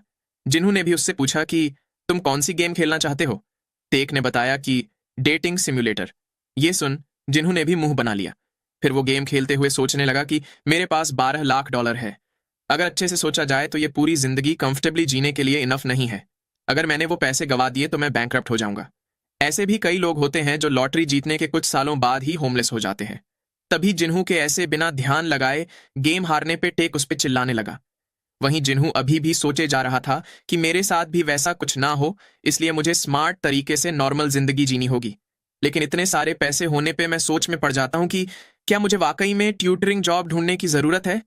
तभी अगले दिन टेक ने चिल्लाते हुए जिन्हू को बताया कि ओपेक का रिजल्ट आ चुका है। जिन्हू भी ये सुन चौंक कर नींद से उठ गया। उसने अपने फोन पे चेक किया तो ओपेक ने वाकई में ऑयल प्रोडक्शन में कटौती करने पे अग्रीमेंट कर लिया था। साथ ही उनके साथ रशिया जैसी कुछ नॉन ओपेक कंट्रीज भी शामिल थीं। ये देख जिन्हू हैरान रह गया। तभी उसे ऑयल के प्राइस के बारे में याद आया। उसने जब चेक किया तो ऑयल की कीमत $73 प्रति बैरल हो चुकी थी। ये देख जिन्हू खुश होते हुए सोचने लगा कि ये तो कुछ ही मिनट्स में 20% से भी ज्यादा बढ़ चुका है। फिर उसने टेक से उसका अकाउंट चेक करने को बोला। उसने कहा कि मैंने तो सिर्फ प्रोडक्शन में कटौती ही प्रिडिक्ट की थी, उसके आगे क्या होगा ये मुझे नहीं पता। चलो तुरंत ही सब कुछ बेच देते हैं। टेक ने भी उसे ठीक है बोलते हुए कहा कि चलो देखते हैं कि हमने कितने पैसे बनाए।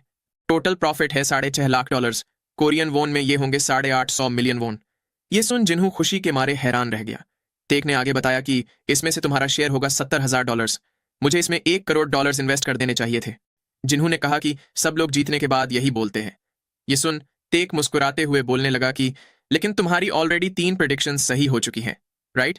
ऐसा 1 या 2 बार होना कोइंसिडेंस हो सकता है, लेकिन चूंकि ऐसा तीसरी बार हुआ है, इसका मतलब कि तुम्हारी फोरसाइट वाकई में रियल है। उसकी बात सुन जिन्होंने पूछा कि क्या जैसे सुपर हीरोज की कॉमिक्स और मूवीज में होता है वैसा? सामने से टेक बोलने लगा कि यूजुअली जब लोग सुपर पावर्स के बारे में सोचते हैं तो वो हवा में उड़ने या एक ही मुक्के से बिल्डिंग तोड़ देने जैसी चीजों के बारे में सोचते हैं, या फिर टेलीकिनेसिस से चीजों को कंट्रोल करना, या बैटमैन जैसा कोई। लेकिन अगर तुम इस बारे में ठीक से सोचो तो उड़ने के लिए तो एयरप्लेन भी यूज किया जा सकता है और बिल्डिंग्स भी एक्सकवेटर से तोड़ी जा सकती है। इसका मतलब कि ये सारी सुपर पावर्स मशीन से रिप्लेस की जा सकती है। लेकिन फ्यूचर देखने की एबिलिटी एक ऐसी चीज है जिसे रिप्लेस नहीं किया जा सकता। अभी के एडवांस कंप्यूटर्स और आर्टिफिशियल इंटेलिजेंस की मदद से भी फ्यूचर देखना इम्पॉसिबल है। अगर तुम इलेक्शंस, स्पोर्ट्स, नेचुरल डिजास्टर्स और वैसी सारी फील्ड के बारे में एक्यूरेटली प्रिडिक्ट कर सको तो तुम्हारी एबिलिटी बहुत ही ज्यादा पावरफुल साबित होगी। ये सुन जिन्हू पूछने लगा कि लेकिन ये सब शुरू भी कैसे हुआ? सामने से टेक ने बताया कि जैसा कि मैंने पहले भी कहा था कि ये एक लेटेंट सुपर पावर है जो मोटर इंसिडेंट में इमरजेंसी के वक्त अवेकन हुई है। ये सुन जिन्हू ने पूछा कि तो फिर ये अभी रिसेंटली ही क्यों दिखाई देने लगा है? अगर मुझे इस बारे में पहले पता होता तो मैं हर वेकेशन कैसीनो पे भाग जाता, और उसके अलावा भी पैसे बनाने के कई और तरीके भी हैं। लेकिन उस मोटर एक्सप्लोजन वाले दिन के बाद मुझे वो फिर कभी नहीं दिखाई दिया, इसलिए मुझे लगा कि वो मेरा वहम होगा। तो फिर अब वो फिर से क्यों दिखाई देने लगा है? टेक ने कुछ सोचते हुए कहा कि पहले जब मैं तुमसे बेंट कॉइन की बात कर रहा था तब, और बाद में जब मेरी बहन ओपेक मीटिंग की बात कर रही थी तब। क्या ऐसा हो सकता है कि तुम्हारी फोरसाइट सिर्फ फाइनेंस से ही रिलेटेड हो? जिन्होंने कहा कि यह थ्योरी खराब तो नहीं है, लेकिन उस मोटर एक्सप्लोजन का क्या? टेक ने सोचते हुए कहा कि वो एक जिंदगी जोखम में होने वाली सिचुएशन थी, इसलिए वो एक एक्सेप्शन हो सकता है। तभी कुछ सोच वो चौंक गया। वो तेजी से अपने कंप्यूटर की ओर जाते हुए पूछने लगा कि उस विस्फोट के बाद क्या हुआ था। वो एक काफी बड़ी न्यूज बन गई थी, राइट? ये केस मिलिट्री के सामान में हो रहे करप्शन से रिलेटेड था। वो जो KM-188 एक्सप्लोड हुआ था वो शुरुआत से ही डिफेक्टिव था। इसकी वजह से ना सिर्फ उसे सप्लाई करने वाली ह्वान प्रिसिजन केमिकल्स कंपनी बल्कि साथ ही डिफेंस कॉन्ट्रैक्टर्स के स्टॉक्स की वैल्यू भी कम होने लगी थी। तो उस हिसाब से वो इंसिडेंट भी फाइनेंस से रिलेटेड ही था। जिन्होंने भी उसकी बात से अग्री करते हुए कहा कि लेकिन इस हिसाब से देखा जाए तो दुनिया में होने वाली ज्यादातर चीजें डायरेक्टली या इनडायरेक्टली फाइनेंस से रिलेटेड ही होती है। तभी टेक बोलने लगा कि मेरे पास एक बढ़िया आइडिया है। ये सुन जिन्होंने परेशान होते हुए कहा कि तुम जब भी ऐसा कुछ बोलते हो तो फिर बाद में तुम्हारे मुंह से नॉनसेंस ही निकलता है। चलो फिर भी बता ही दो। सामने से टेक बोलने लगा कि मैं पैसे प्रोवाइड करूंगा और तुम अपनी सुपर पावर प्रोवाइड करो। हम साथ मिलकर इन्वेस्ट करेंगे और प्रॉफिट आधा आधा बांट लेंगे। तो कैसा लगा मेरा आइडिया? जिन्होंने कहा कि तुम्हारी ऑफर तो काफी अच्छी है, लेकिन क्या होगा अगर हमें नुकसान हुआ? क्या मुझे आधे नुकसान की भी भरपाई करनी होगी? ये सुन टेक ने पूछा कि क्या तुम्हारे पास वैसा करने के पैसे भी हैं? अगर नुकसान हुआ तो हम और कुछ नहीं कर सकते। ये सुन जिन्हू सोचने लगा कि तो इसका मतलब कि सारा नुकसान टेक खुद से ही कवर करेगा। क्या इस तरह का कॉन्ट्रैक्ट बनाया भी जा सकता है? तेक ने उससे कहा कि ये बेसिकली एक गैम्बल ही है, लेकिन फिर भी ये काम कर रहा है, राइट? जिन्हों ने बताया कि अगर ये पॉसिबल हो तो मैं भी ये करना चाहूंगा, लेकिन रियलिस्टिकली देखा जाए तो इसमें एक बड़ी प्रॉब्लम है। अगर ये सुपर पावर असली हो तो भी इसकी कोई गारंटी नहीं है कि ये 100% एक्यूरेट है। क्या होगा अगर ये रैंडमली सिर्फ ज्यादा प्रोबेबिलिटी वाला फ्यूचर ही दिखाता हो? इन्वेस्टमेंट करने के लिए इंफॉर्मेशन का क्लियर और रिलायबल सोर्स होना जरूरी है, क्योंकि उसके बिना इंफॉर्मेशन यूजलेस है। अगर ये हर बार सही होता रहे तो भी क्या होगा अगर ये अगली बार गलत हो गया? तुम्हारे देखे सारे हंस सफेद होने का यह मतलब नहीं होता कि काले हंस होते ही नहीं है। अगर मेरी प्रिडिक्शन गलत हुई और हमने करोड़ों डॉलर गवा दिए तो क्या हम वाकई में उस सिचुएशन को हैंडल कर पाएंगे? ठेक ने उसकी बात से अग्री करते हुए पूछा कि लेकिन क्या होगा अगर तुम्हारी सुपर पावर असली हो? क्या ये एक अमेजिंग अपॉर्चुनिटी नहीं है? तुम्हारे पास सुपर पावर है और मेरे पास 1 करोड़ डॉलर है।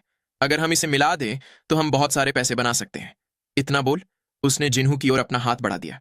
वो मुस्कुराते हुए बोलने लगा कि मेरा हाथ थाम लो मेरे दोस्त, चलो इन्वेस्टर्स की दुनिया में साथ में छलांग लगाते हैं। जिन्हू ने पूछा कि क्या होगा अगर मैं मना कर दूं? तेक ने बताया कि तो फिर हम एक दूसरे से मिलना बंद कर देंगे। ये सुन जिन्हू बोलने लगा कि देख ली तेरी दोस्ती। वहीं टेक अभी भी उसकी ओर हाथ बढ़ाए खड़ा था। वो अजीब से एक्सप्रेशन बनाकर उसे खुद का हाथ थामने को बोल रहा था। तभी जिन्हू का फोन बजने लगा। ये देख जिन्हू ने तेक को इग्नोर करते हुए अपना फोन उठा लिया। सामने से उसके किसी मीनियंग नाम के दोस्त ने बताया कि मैं बाद में हमारे दोस्त की हुंग से ड्रिंक पे मिल रहा हूं, क्या तुम आना चाहोगे? कीहुंग बोल रहा था कि तुम उसके सच्चे सीनियर हो इसलिए तुम्हें आना ही चाहिए। ये सुन जिन्हू ने कहा कि अगर कीहुंग आ रहा है तो मैं उससे जरूर मिलूंगा। वैसे कब मिल रहे हो तुम लोग? मीनियंग ने बताया कि अभी 1 घंटे में यूनिवर्सिटी के बाहर कुमाबीर पे। जिन्हू ने भी उसे ठीक है बोलकर कॉल काट दिया। फिर वो वहां से निकलते हुए बोलने लगा कि मेरे कुछ प्लान्स हैं, इसलिए हम बाद में बात करेंगे। तेग भी उसे रोकता रह गया। इसके बाद सीन कुमा नाम की बियर शॉप पे शिफ्ट होता है। जिन्हू के वहां पहुंचने पर एक बंदे ने उसे सार्जेंट कांग बुलाते हुए आवाज लगाई। जिन्हू ने भी पास आकर उसे हाई फाइव देते हुए कहा कि अब तो मैं सिर्फ एक रिजर्व ही हूं।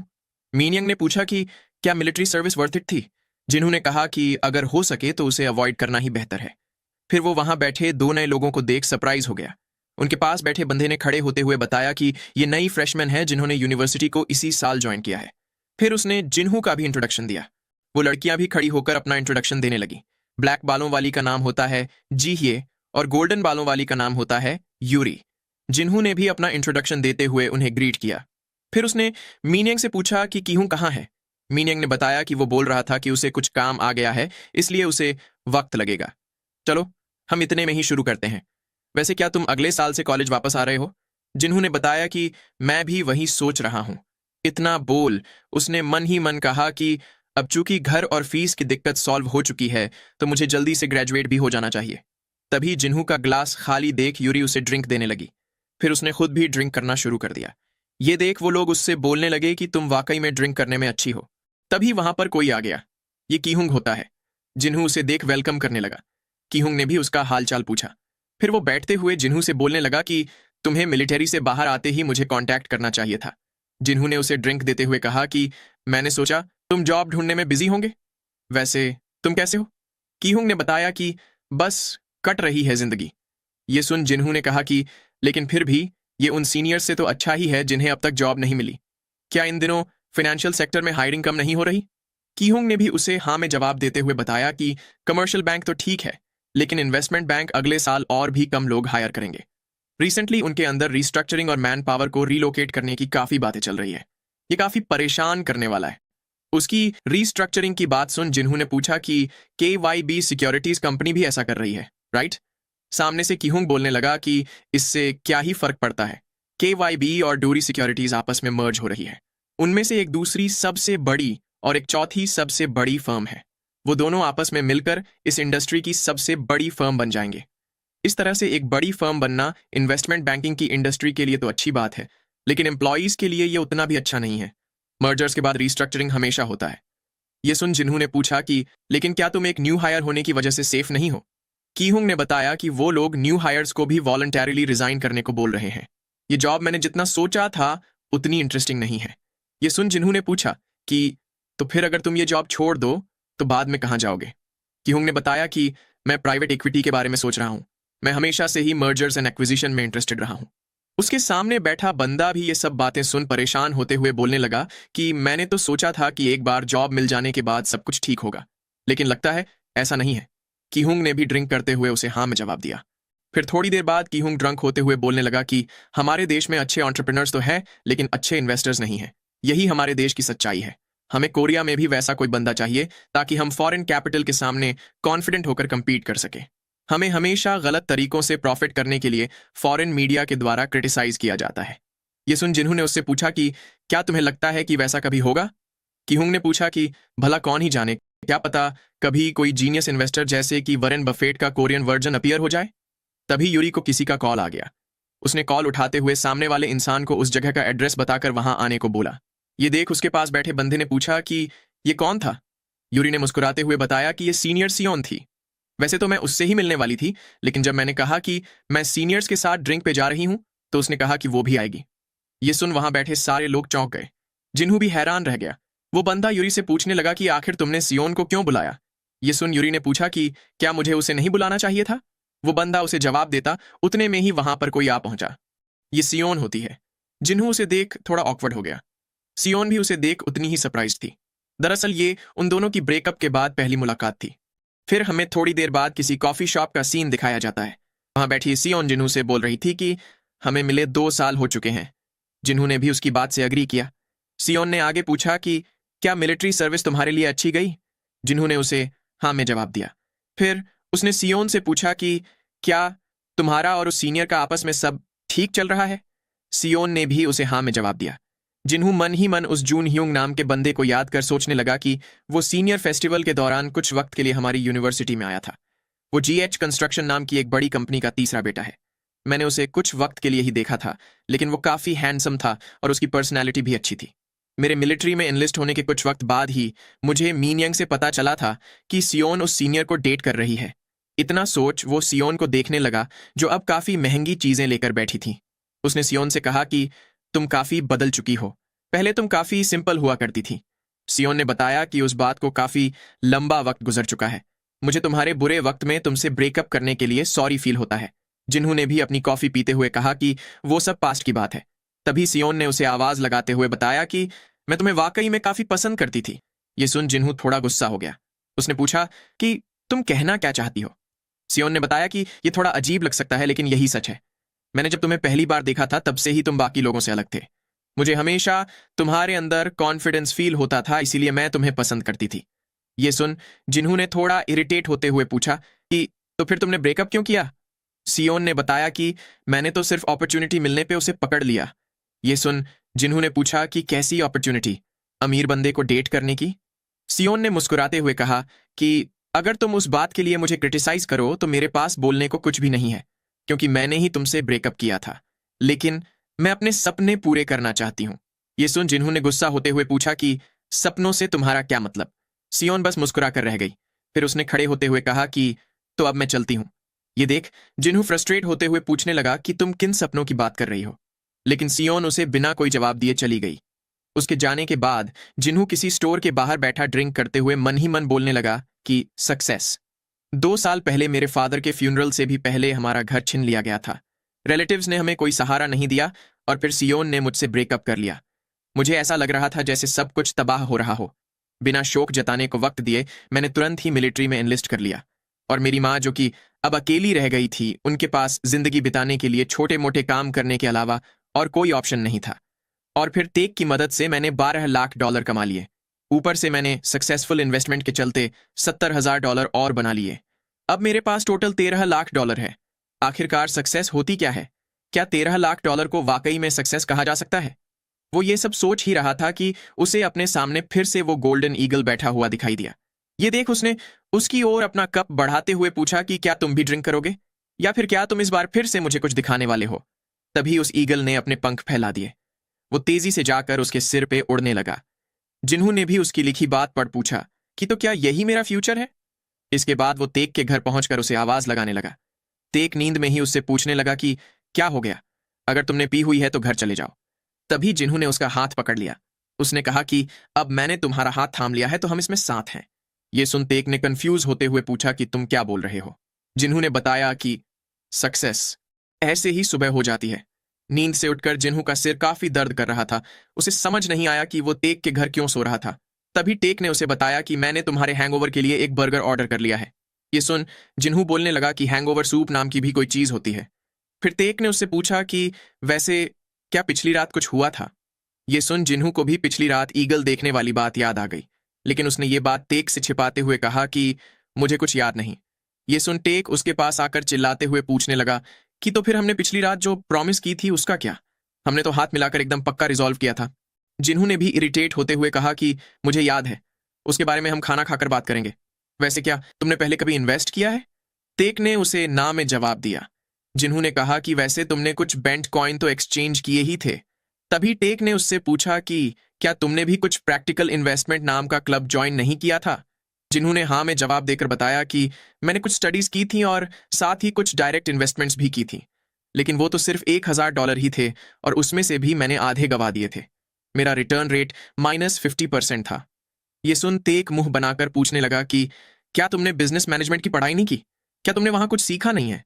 जिन्होंने बताया कि मैं तो वहां सिर्फ 1 साल के लिए ही था। सरफेस लेवल की कुछ थ्योरीज के अलावा मैंने सिर्फ क्लब से ही थोड़ा बहुत नॉलेज लिया था। वैसे अभी तुम्हारे अकाउंट में कितने पैसे हैं? टेक ने बताया कि $12.5 मिलियन।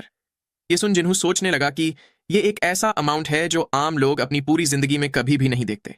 आखिर मैं इन पैसों के साथ क्या कर सकता हूं? इन्वेस्टिंग के अंदर कैपिटल की साइज काफी इंपॉर्टेंट होती है।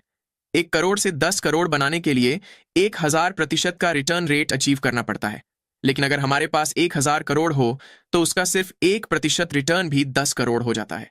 इस बार टेक इतनी आसानी से $6 लाख उसके इतने बड़े कैपिटल की वजह से ही बना पाया था।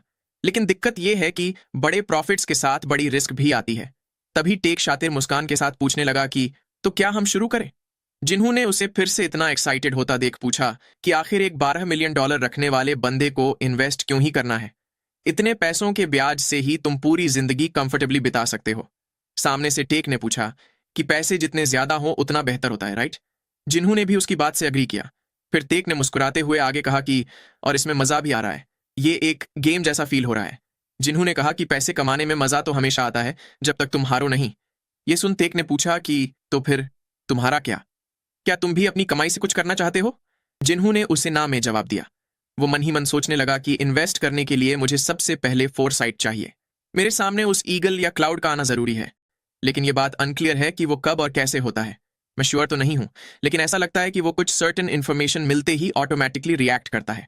क्या मैं टेक के कहे मुताबिक वाकई में फाइनेंस से रिलेटेड चीजों का फ्यूचर देख सकता हूं? इतना सोच उसने कहा कि सबसे पहले हमें इन्फॉर्मेशन चाहिए होगी। ऐसे ही कुछ वक्त बीत जाता है। जिन्हू कंप्यूटर पे कुछ काम करते हुए सोच रहा था कि पिछले कुछ दिनों से मैंने रीसेंट के सारे इकोनॉमिक आर्टिकल्स पढ़ लिए हैं और स्टॉक एक्सचेंज पे लिस्टेड सारे बड़े स्टॉक्स को चेक कर लिया है। इन्वेस्टिंग के मामले में इंफॉर्मेशन कैपिटल जितनी ही इंपॉर्टेंट होती है। उस इंफॉर्मेशन के आधार पे ही stock, oil, gold, bond yields और एक्सचेंज रेट्स ऊपर या नीचे होते हैं। इन दिनों अच्छे से डेवलप हो चुकी डिस्क्लोजर सिस्टम के चलते इंस्टीट्यूशंस और कंपनीज को इंपॉर्टेंट इंफॉर्मेशन रिलीज करना अनिवार्य होता है। इसकी वजह से मैं कंपनीज की अच्छी और बुरी दोनों ही न्यूज आराम से देख सकता हूं। लेकिन ऐसी पब्लिकली अवेलेबल इंफॉर्मेशन जो कि मेरे जैसा आम इंसान भी देख सके, उसकी वैल्यू काफी कम होती है। जिन स्टॉक्स के बारे में अच्छी न्यूज होती है वो ऑलरेडी इनफ ऊपर उठ चुके होते हैं, और जिन स्टॉक्स के बारे में बुरी न्यूज होती है वो ऑलरेडी इनफ नीचे गिर चुके होते हैं। ये सब सोचते हुए वो बोलने लगा कि मेरी एबिलिटी बिल्कुल भी रिएक्ट नहीं कर रही है। मुझे माउंटेन हिल या ओपेक की तरह इनसाइडर इन्फॉर्मेशन चाहिए। टेक ने उसे थोड़ा और वक्त लगे रहने को बोल कहा कि भले ही तुम फ्यूचर देख सकते हो, लेकिन कुछ भी तुरंत ही नहीं होता। जिन्हू का भी मोटिवेशन कम हो रहा था। तभी टेक ने उसे आवाज लगाते हुए पूछा कि क्या हमें पहले एक कॉन्ट्रैक्ट साइन नहीं कर लेना चाहिए? जिन्हू ने पूछा कि कैसा कॉन्ट्रैक्ट? टेक ने बताया कि एक कॉन्ट्रैक्ट जिसमें लिखा हो कि हम कमाई को आधा आधा बांटेंगे। जिन्हू ने उसके कॉन्ट्रैक्ट पे साइन करते हुए कहा कि तुम्हारी बहन पक्का ऐसी चीजें अपने क्लोज फ्रेंड से भी लिखवा कर लेती। टेक ने भी साइन करते हुए कहा कि अगर तुम प्रॉमिस तोड़ने वाले लोगों में से होते तो मैं तुम्हें कभी वो $7 लाख देता ही नहीं। फिर जिन्हू ने खड़े होते हुए बताया कि मैं कॉफी पीने जा रहा हूं। टेक ने बताया कि घर में कॉफी नहीं है। तभी जिन्हू का फोन बजने लगा। जिन्हू ने एक अननोन नंबर देख सोचा कि क्या ये कोई स्पैम है। इतना सोच उसने कॉल उठा लिया। सामने से यूरी ने पूछा कि क्या तुम्हें मैं याद हूं? ये सुन जिन्हू को भी याद आया कि ये तो वही गोल्डन बालों वाली लड़की है जिसे वो अपने दोस्तों के साथ मिला था।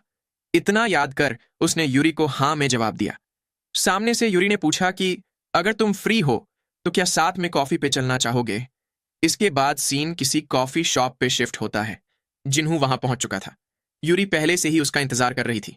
उसने हाथ दिखाकर उसे अपने पास बुलाया, फिर टेबल पे बैठते हुए उसने जिन्हू से कहा कि मेरे ऐसे अचानक से बुलाने के बावजूद भी यहाँ आने के लिए शुक्रिया। जिन्हू ने बताया कि मैं यहीं पास ही में दोस्त के घर ही था। फिर यूरी ने जिन्हू को खुद को घूरता देख पूछा कि तुम मुझे ऐसे क्यों देख रहे हो। जिन्हू ने बताया कि जब मैं आर्मी में था तब मैंने तुम्हारे ही जैसी दिखने वाली एक लड़की को देखा था जो गर्ल ग्रुप की मेंबर थी। ये सुन यूरी पूछने लगी कि तो इसका मतलब कि तुम्हें गर्ल ग्रुप्स पसंद है? तो क्या इसका मतलब ये है कि तुम्हें मैं सुंदर लगती हूँ? जिन्होंने उसकी बात सुन सोचा कि क्या मेरी बात सुन ऐसा लगता है। फिर उसने यूरी से पूछा कि लेकिन तुम गैंगनाम में क्या कर रही हो? यूरी ने बताया कि मैं चोंगदाम में रहती हूँ। जिन्होंने बताया कि मेरा भी एक दोस्त गैंगनाम में ही रहता है, मैं भी कॉफी पीने बाहर ही आने वाला था। इतना बोल वो मन ही मन सोचने लगा कि मुझे यकीन नहीं होता कि एक कॉलेज फ्रेशर चोंगदाम जैसे पोर्श एरिया में रहती है। क्या ये किसी अमीर फैमिली की बेटी है? फिर उसने यूरी से पूछा कि वैसे तुम मुझसे मिलना क्यों चाहती थी? सामने से यूरी ने झिझकते हुए बताया कि मैं जो सीनियर सियोन के साथ हुआ उसके लिए माफी मांगना चाहती थी। मैं यूजुअली क्लास गैदरिंग्स पे जाती नहीं हूं, इसलिए मुझे ये सब नहीं पता था। जिन्हू ने भी मुस्कुराते हुए कहा कि तुम्हें उस बारे में चिंता करने की कोई जरूरत नहीं है। ये सुन यूरी ने चैन की सांस लेते हुए कहा कि तुम्हारे वहां से ऐसे चले जाने पे मैं काफी चिंतित थी। वैसे क्या तुम अगले सेमेस्टर से यूनिवर्सिटी वापस आने का प्लान कर रहे हो? जिन्हू ने बताया कि अगर सब कुछ सही रहा तो प्लान तो वही है। ये सुन यूरी ने कहा कि फिर तो हम सेम सेकंड ईयर क्लासेस में होंगे। फिर वो थोड़ा झिझकते हुए बोलने लगी कि ये थोड़ा अचानक से है, लेकिन क्या मैं तुमसे एक फेवर मांग सकती हूँ? जिन्हू ने पूछा कि कैसा फेवर? यूरी उसे जवाब देने में थोड़ी झिझकने लगी। ये देख जिन्हू भी कंफ्यूज हो गया। उसने सोचा कि क्या माफी मांगना एक बहाना ही था। फिर वो सरप्राइज होते हुए सोचने लगा कि क्या ये लव कन्फेशन का सेटअप है? अगर ये मुझसे अपना प्यार कन्फेस करे तो मुझे क्या जवाब देना चाहिए? हम तो सिर्फ रिसेंटली ही मिले हैं। क्या मुझे इसे रिजेक्ट कर देना चाहिए? लेकिन ये रिजेक्ट करने के लिए कुछ ज्यादा ही सुंदर है। लेकिन मैं अभी इन सब चीजों के लिए तैयार भी नहीं हूं। तभी यूरी ने उससे पूछा कि क्या तुम मेरे साथ मेरा फोन बदलवाने आ सकते हो? मुझे लगता है कि अगर मैं अकेली गई तो मुझे स्कैम कर लिया जाएगा। जिन्हू भी उसकी बात सुन अपनी बनी बनाई दुनिया से बाहर आ गया। उसने झिझकते हुए यूरी को ठीक है कहा। वो परेशान होते हुए बोलने लगा कि मैं तो कुछ ज्यादा ही ओवर इमेजिन कर रहा था। यूरी भी उसकी बात सुन कंफ्यूज हो गई। जिन्होंने बात बदलते हुए कहा कि लेकिन मैं भी इलेक्ट्रॉनिक्स की चीजों में उतना अच्छा नहीं हूं। यूरी ने कहा कि तुम्हें कुछ भी पता होने की जरूरत नहीं है, तुम्हारा सिर्फ मेरे साथ आना भी काफी मददगार साबित होगा। जिन्होंने मन ही मन सोचा कि इन सब चीजों में तेग की काफी स्पेशलाइजेशन है। वो अपने इलेक्ट्रॉनिक्स की चीजों पे पैसे खर्चने में कभी भी कंजूसी नहीं करता। उसे सारे लेटेस्ट फोन मॉडल्स, स्पेसिफिकेशंस और कीमत के बारे में पता होगा। तो इस पार्ट को अब हम यहीं खत्म करते हैं। इस मानहुआ में आगे स्टॉक मार्केट और इन्वेस्टिंग के और भी कई सारे कॉन्सेप्ट्स आएंगे जिसे मैं डिटेल में एक्सप्लेन करूंगा। इसलिए अगर आपको ये पार्ट पसंद आया हो तो कमेंट करके मुझे जरूर बताना, और अगर अब तक लाइक और सब्सक्राइब नहीं किया तो वो भी करते जाना। तो मिलते हैं नेक्स्ट पार्ट में। फोन स्टोर में यूरी अंदर आती है और सीधे सैमसंग L6 मांगती है। जिन्यू बैठ जाता है जबकि स्टोर का क्लर्क सारे फीचर समझाने लगता है। हमारा बेवकूफ वहीं बैठा सोच रहा होता है, यार आजकल फोन खरीदना भी कितना झंझट हो गया है, पहले सब कितना आसान था। असल में वहां उसकी जरूरत भी नहीं थी, तो वो बस ऐसे ही घूमने लगता है। वो L6 उठाता है और याद करता है कि जब वो मिलिट्री गया था तब लेटेस्ट मॉडल L3 था। और तभी चिड़िया की पावर एक्टिवेट होती है। एक ईगल स्टोर में आता है, उसके ऊपर से उड़ता हुआ। इस बार मैसेज आता है L6 डिसकंटिन्यूड। जिन्यू का चेहरा उतर जाता है, वो कंफ्यूज्ड है। ये क्या मतलब हुआ? मतलब साफ है फोन बंद होने वाला है। लेकिन देखते हैं आगे क्या होता है। यूरी देखती है कि वो हवा में घूर रहा है। क्या देख रहे हो? जिन्यू पलकें झपकाता है। कुछ नहीं, बस एक छोटा मच्छर उड़ गया था, बस इतना ही। अंदर से तो वो खुश था। एक और विजन हुआ था। घर जाते वक्त यूरी कहती है कि उसने सोचा था गोल्ड वाला ले, पर उसे ब्लू अच्छा लगा और वही लिया। जिन्यू कैजुअली जवाब देता है, हाँ अच्छा लग रहा है, पर यह तो जल्दी ही डिसकंटिन्यू होने वाला है। वो चौंकती है। हाँ? जिन्यू फ्रीज हो जाता है। वो इतना सोच रहा था कि बात मुंह से निकल गई। अब बात संभालने के लिए वो कहता है कि उसे कुछ काम याद आ गया है और जाना पड़ेगा। वो हाथ हिलाता है और निकल लेता है। यूरी उसे जाते हुए देखती है। इतनी जल्दी जा रहा है? वो सोचती है कम से कम एक बार उसे खाना तो खिला देती। उधर ओताकू के घर जिन्यू दरवाजा फोड़कर अंदर घुसता है। T8 गेट किल यू, उन्होंने AMC को JL6 पर सेट कर दिया है। ओताकू अपना फोन निकालता है। जिन्यू इशारा करता है, वो चीज जल्द ही बंद होने वाली है। ओताकू पूरी तरह कंफ्यूज हो जाता है। क्यों? जिन्यू को खुद भी नहीं पता। सैमसंग के पास हजारों फ़ोन मॉडल्स हैं और ये तो बेस्ट सेलर है। लेकिन प्रीमियम मॉडल्स की बात करें तो एप्पल अब तक टॉप पर है। एप्पल ने तो अभी तक डैन एप्पल को भी नहीं काटा है, लेकिन रीसेंट में सैमसंग बाजी मार रहा है थैंक्स टू L5 और L6। L5 ने 50 मिलियन यूनिट्स बेचे और L6 से 70 मिलियन की उम्मीद है। टाक्यू कहता है, ये तो ग्लोबल सक्सेस में से एक है, तो फिर उसे बंद क्यों कर रहे हैं? शायद कोई पैटेंट डिस्प्यूट है? एक फ़ोन में 2 लाख से ज़्यादा पैटेंट्स शामिल होते हैं। जिन्यू को ऐसा नहीं लगता। मान लो सैमसंग कोई पैटेंट केस हार भी जाए तो वो फाइन भर सकते हैं या नया लाइसेंस ले सकते हैं। और वैसे भी सैमसंग तो 2000 से फ़ोन बना रहा है। अब उन्हें पता लगाना है कि L6 क्यों बंद होगा और कब होगा। जिन्यू ओताकू से पूछता है, ऐसी कौन सी खबर है जो ऐसा कर सकती है? ओताकू बताता है, मुश्किल है। ज़्यादातर केसेस में अगर कोई इश्यू हो तो कंपनी डैमेजेस भरती है। फ़ोन में तो प्रॉब्लम आना आम बात है। सिर्फ 1-2 डिफेक्ट के लिए कोई पूरी मॉडल लाइन बंद नहीं करता। वो दोनों सोचने लगते हैं। टाइम बीतता है। रात को ओताकू अचानक चीख उठता है, क्या बकवास है ये? बेड पर लेटा हुआ वो अपने फ़ोन को देखता है। वो एक्सप्लोड हो गया है। वो गेम खेल रहा था और फ़ोन चार्जिंग पर था। अब वो जल रहा है, जबकि ये फ़ोन उसने 1 हफ्ते पहले ही लिया था। ये तो एक टाइम बम है। तुरंत दोनों को समझ आ जाता है, यही वजह है कि L6 को बंद किया जा रहा है। अगली सुबह फ़ोन लॉन्च हुए सिर्फ 3 दिन हुए हैं और रिपोर्ट्स आने लगी हैं कि L6 एक्सप्लोड हो रहे हैं। सैमसंग हमेशा की तरह इसे दबाने की कोशिश कर रहा है। टेक्निकली 1 मिलियन में एक फ़ोन फटना नॉर्मल माना जाता है, लेकिन इस केस में 10,000 में एक एक्सप्लोड हो रहा है। ये तो बहुत ज़्यादा है। और अजीब बात यह कि सेल्स अभी तक अफेक्टेड नहीं हुई हैं। ओताकू खुश है कि कम से कम अब उन्हें जिन्यू की विजन का मतलब समझ में आ गया। लेकिन जिन्यू के दिमाग में दूसरा सवाल है, अब इससे पैसे कैसे कमाएं? ये ऑयल बैरल खरीदने या अकाउंट से कैश निकालने जितना सिंपल नहीं है। उन्हें कुछ दिन ऑब्जर्व करना होगा सही मूव समझने के लिए। अगले दिन सैमसंग का एक रेप आता है और ओताकू का फ़ोन रिप्लेस कर देता है। पर एक शर्त है, अगर आपको रिप्लेसमेंट चाहिए तो आप इस बारे में ऑनलाइन कुछ नहीं लिख सकते। ओह, चालाक लोग हैं ये। वो पब्लिक को चुप करवा रहे हैं, लेकिन आर्डू को जल्दी ही समझ आता है कि रेप को ओताकू का फ़ोन देखकर ज़रा भी हैरानी नहीं हुई। मतलब ये काफ़ी बार हो रहा है। फ़ोन ऐसी चीज़ है जो लोग खुद से बहुत पास रखते हैं। अगर कोई फ़ोन सेफ नहीं है या लिटरली ब्लास्ट हो रहा है तो प्रोडक्ट का फ्यूचर खत्म है। सैमसंग उसे बना नहीं पाएगा। मतलब उन्हें बहुत बड़ा फाइनेंशियल लॉस होने वाला है, खासकर अगर सबको रिफंड देना पड़ा। अब जिन्यू को सोचना है, इससे फ़ायदा कैसे उठाया जाए। ओताकू समझाता है, ठीक है, थोड़ा ट्रिकी है, पर सीन ऐसा है, तुम किसी कंपनी के शेयर्स बोरो करते हो, उन्हें करंट हाई प्राइस पर बेचते हो, जैसे 100,000 वॉन पर शेयर। फिर जब प्राइस गिरता है तो उतने ही शेयर्स कम प्राइस पर वापस खरीदते हो। शेयर्स वापस करते हो, पर जो एक्स्ट्रा पैसा मिला वो तुम्हारा फायदा होता है। इसे शॉर्ट सेलिंग कहते हैं। जिन्यू सुनता है, पर उसका दिमाग ऑलरेडी आगे की सोच में लग चुका है। अब उन्हें सही समय का इंतजार है, क्योंकि कैलकुलेशन पैसे पर नहीं, शेयर्स की क्वांटिटी पर डिपेंड करता है। समझा? नहीं समझा तो बस बेचो और अमीर बन जाओ, लेकिन इन्वेस्टमेंट हैवी होगा। ओताकू ऑलरेडी तैयार है, 4 मिलियन डालने को रेडी है, पर जिन्यू और तरीका ढूंढना चाहता है जिससे प्रॉफिट और ज्यादा हो सके। उसे लगता है कि ये किसी तरह से बाइनरी ऑप्शंस जैसे ही है जो कोरिया में होते हैं। और ओताकू की सिस्टर से तो पैसे मांगना सवाल ही नहीं है। वो कभी अलाउ नहीं करेगी कि वो लोग 13 बिलियन इतने अनसर्टन काम में रिस्क करें। लेकिन ओताकू कहता है, चिंता मत कर, मैं एक बंदे को जानता हूं। वो पहले हमारे इन्वेस्टमेंट क्लब का प्रेसिडेंट था। कुछ लोग उसे वियर्डो कहते हैं, कुछ जीनियस। दुनिया में 2 तरह के जीनियस होते हैं, एक वो जो हर चीज में अच्छे होते हैं और दूसरे वो जो सिर्फ एक चीज में अच्छे होते हैं पर लोग उन्हें सीरियसली नहीं लेते। और ऑब्वियस है, ये बंदा ऑस्ट्रेलिया में बड़ा हुआ, बाद में कोरिया आया और प्योर मैथ प्रोडिजी था। बीच में इन्वेस्टमेंट में पड़ा और एडिक्टेड हो गया। नंबर्स में वो इतना तेज था कि इन्वेस्टिंग में बीस्ट बन गया। उसकी पहली इन्वेस्टमेंट में उसने 500,000 वॉन लगाए और 5 मिलियन बना लिए। ऑब्वियसली अच्छे इन्वेस्टर की तरह कभी कभी लॉस भी हुआ, पर लॉन्ग टर्म में वो पैसा ही कमा रहा था। हालांकि उसने सिर्फ 500,000 वॉन से शुरुआत की थी।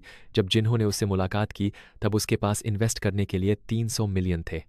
सिर्फ एक ही दिक्कत थी, उसके पास असली कैपिटल नहीं था। अगर उसने शुरुआत में ज्यादा पैसे लगाए होते तो आज उसके पास 6 बिलियन होते। फिर उसकी लकी स्ट्रीक खत्म हो गई। एक केमिकल बैटरी कंपनी, लोगो बिल्कुल LG जैसा दिखता था, है ना? LC, हाँ शायद वही। उसे लगा उसकी स्टॉक अंडर वैल्यूड है और जल्दी डबल होगी। लेकिन फिर एक हादसा हुआ, उसका पूरा इन्वेस्टमेंट जलकर खाक हो गया। बिल्कुल ही टूट गया। या नहीं, क्योंकि ये पागल बंदा फियरलेस था और उसने अपने शेयर्स बेचने से मना कर दिया। उसे पूरा यकीन था कि सब कुछ रिकवर हो जाएगा, पर आखिर में रिकवरी नहीं हुई। वो सच में बैंकरप्ट हो गया, पूरी तरह बर्बाद। और ये सब हुआ क्योंकि वो किसी वांटेड गुरु से बाइनरी ऑप्शंस में उलझा हुआ था। अगर उसने असली स्टॉक खरीदी होती तो ये सब नहीं होता। अब एक रिस्टोरिंग में वही ग्रेट इन्वेस्टर फिर से सामने है।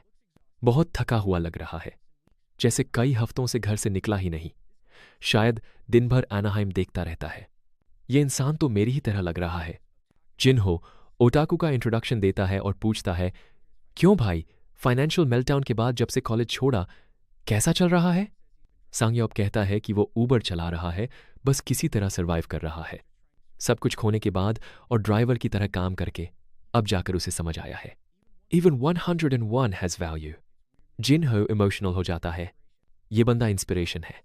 उसने सब कुछ खोया पर कभी हार नहीं मानी। सांगयोप पूछता है, क्यों बुलाया है? जिनहो बताता है कि वो फ्यूचर्स ट्रेडिंग के लिए अकाउंट बनाना चाहता है। बेसिकली फ्यूचर्स ट्रेडिंग ये है, 5 दिन बाद मैं ये स्टॉक 5001 में खरीदूंगा। सेलर एग्री करता है। चाहे प्राइस ऊपर जाए या नीचे, तुम्हें 5000 ही देने होंगे और उसे बेचना ही होगा। अगर प्राइस 10,000 हो गया तुम्हारा फायदा, अगर गिरकर 5000 या उससे कम हो गया तो घाटा। इसीलिए इसे फ्यूचर्स ट्रेडिंग कहते हैं। फ्यूचर को खरीदते हैं। जैसे रेगुलर स्टॉक्स में प्राइस के हिसाब से बेचते हो, वैसे नहीं। वो दोनों काफी देर कैलकुलेशंस करते हैं, पर हमें आइडिया मिल गया है। जिनहो मैथ करता है और पता करता है, अगर सब ठीक रहा तो वो 900 बिलियन तक कमा सकता है। सांगयोप तुरंत उसे पागल कहता है, ये तो कभी नहीं होगा। ज्यादातर चीजें उल्टी ही होती हैं। ये बंदा पूरा रियलिस्ट है। असल में यही होता है उन लोगों के साथ जो ऑनलाइन कोर्सेज खरीद लेते हैं। उसके पास 300 मिलियन थे और अब ऊबर चला रहा है $100 पर डे के लिए। इसीलिए कोर्सेज जिंदगी खराब कर देते हैं।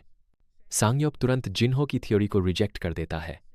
L6 तो अभी लॉन्च हुआ है, एक बड़ा सक्सेस है। जिनहो बस मुस्कुराता है, पर इट्स गोना बी डिसकंटिन्यूड। सांगयोप तुरंत गेस करता है, एक्सप्लोजन्स की वजह से, है ना? पर फिर खुद ही कहता है, इतना काफी नहीं होगा। जिनहो खुद को सेफ रखता है, संभव है, पर पूरी सर्टेनिटी नहीं है। सांगयोप उसे वार्न करता है, सावधान रहो, मेरे जैसे मत बन जाना ब्रोक, स्क्रूड और मिजरेबल। वो अलविदा कहता है। अब जिनहो के पास आगे बढ़ने के लिए सब कुछ है। फैसला साफ है, बाय हाई और फॉर्च्यून कमाओ या बाय करके थोड़ा प्रॉफिट ले लो। उसे पूरा यकीन है कि प्राइस कम से कम 10% गिरेगा, क्योंकि लॉन्च के टाइम 10% बढ़ा था तो शायद अब 20% गिरे। कुछ न्यूज़ आउटलेट्स रिपोर्ट्स देने लगे हैं कि L6 एक्सप्लोड हो रहे हैं और ये दोनों पागल अपने इन्वेस्टमेंट स्क्रीन्स खोल रहे हैं, बड़े पैसे लगाने को तैयार। जिनहो एंटर दबाता है। नहीं पता उन्होंने कितना इन्वेस्ट किया, पर अब अकाउंट में बस 800 मिलियन बचे हैं। अगर उन्होंने पूरे 12 बिलियन लगा दिए तो सच में पागल हैं। अब जिन्हो को भी डर लग रहा है, डर के मारे उसका हाल खराब है। और फिर सबसे बुरा होता है। अगले दिन सैमसंग का स्टॉक 8% बढ़ जाता है। उसका फ्यूचर्स बेट टोटल डिजास्टर। वो सब कुछ हारने वाला है। जिन्हो बस चुपचाप ड्रिंक सिप कर रहा है और देख रहा है कि ओताकू का मूड भी खराब है। लगता है सैमसंग एक्सप्लोड वाली बात को बड़े अच्छे से कवर कर रहा है, रिप्लेसमेंट भी बहुत तेजी से दे रहा है। पर जिन्हो का कॉन्फिडेंस अब डगमगाने लगा है। भरोसा बस उस विजन पर है जो ईगल ने दिखाया था। पाक पूछता है, क्या सैमसंग कल अनाउंसमेंट करेगा? जिन्हो बस कंधे उचका कर कहता है, आई होप सो। अगले दिन सैमसंग का CEO स्टेज पर आता है। वो बैटरी इश्यू को एड्रेस करता है, कहता है वो सबको रिप्लेस करेंगे और माफी मांगते हैं।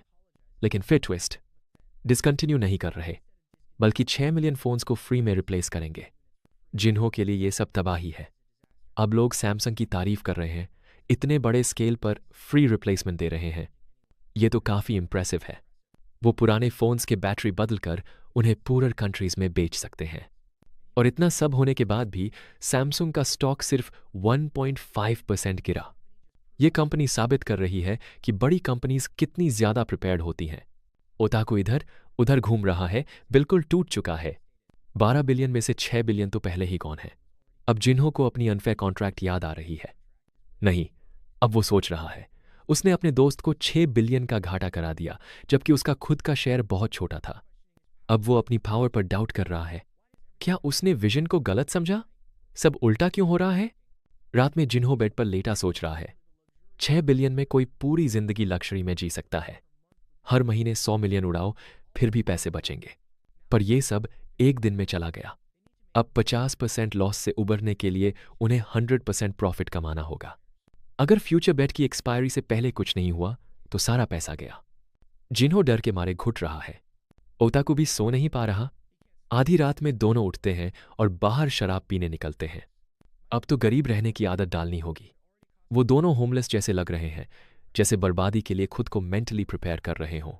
और फिर क्लासिक सीन, मैंने कहा था ना इन्वेस्ट मत करो। नहीं, मुझे तेरी पावर पर भरोसा था। टाइम बीतता है, सैमसंग फोन्स रिकवर कर रहा है। रिप्लेसमेंट और नए बायर्स दोनों ही खुश हैं। स्टॉक फिर से ऊपर चढ़ रहा है। 13 बिलियन में से अब बस 3.6 बिलियन बचे हैं। सौभाग्य से उन्होंने कुछ नॉर्मल स्टॉक्स में भी इन्वेस्ट किया था, वरना पूरी बर्बादी हो जाती। ओताकू खिड़की के पास खड़ा होकर हाथ हिलाता है। अलविदा मेरी प्यारी दौलत। जिनवू रियलाइजेस अब तो उसे भी आराम नहीं लग रहा। उसने इस सब में 600 मिलियन खो दिए और अब फ्यूचर्स कॉन्ट्रैक्ट की एक्सपायरी में बस एक हफ्ता बचा है। कुछ नहीं हुआ तो सब खत्म। उसे याद आता है सांगयोप का वार्निंग, मत इन्वेस्ट कर, मेरे जैसे बर्बाद हो जाओगे।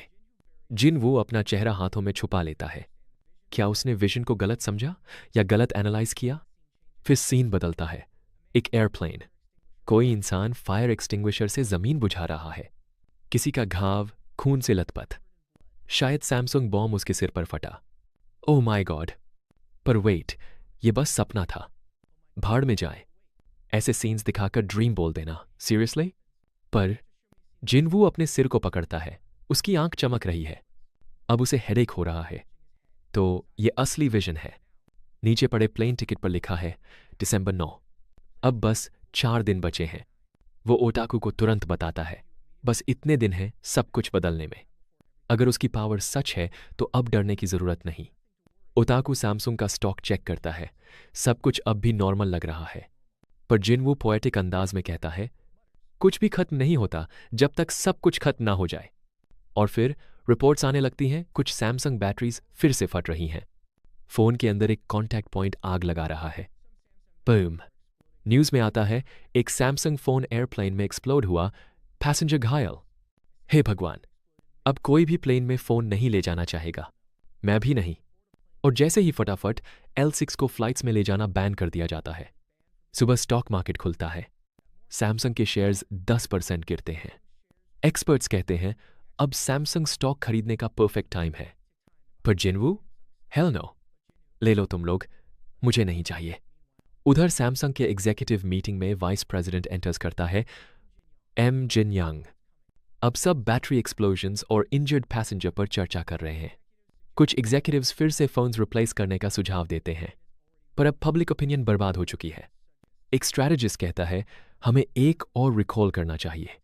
सब अग्री करते हैं, अब सिर्फ टाइम बाय करना जरूरी है। वाइस प्रेसिडेंट सोचता है, कैसे करें पब्लिक ट्रस्ट के बिना। सबके पास आइडियाज हैं, पर कोई बोलने की हिम्मत नहीं करता। वो सोचता है, उसके पिता क्या करते, जिसने इस कंपनी की नींव रखी थी। फिर उसके पापा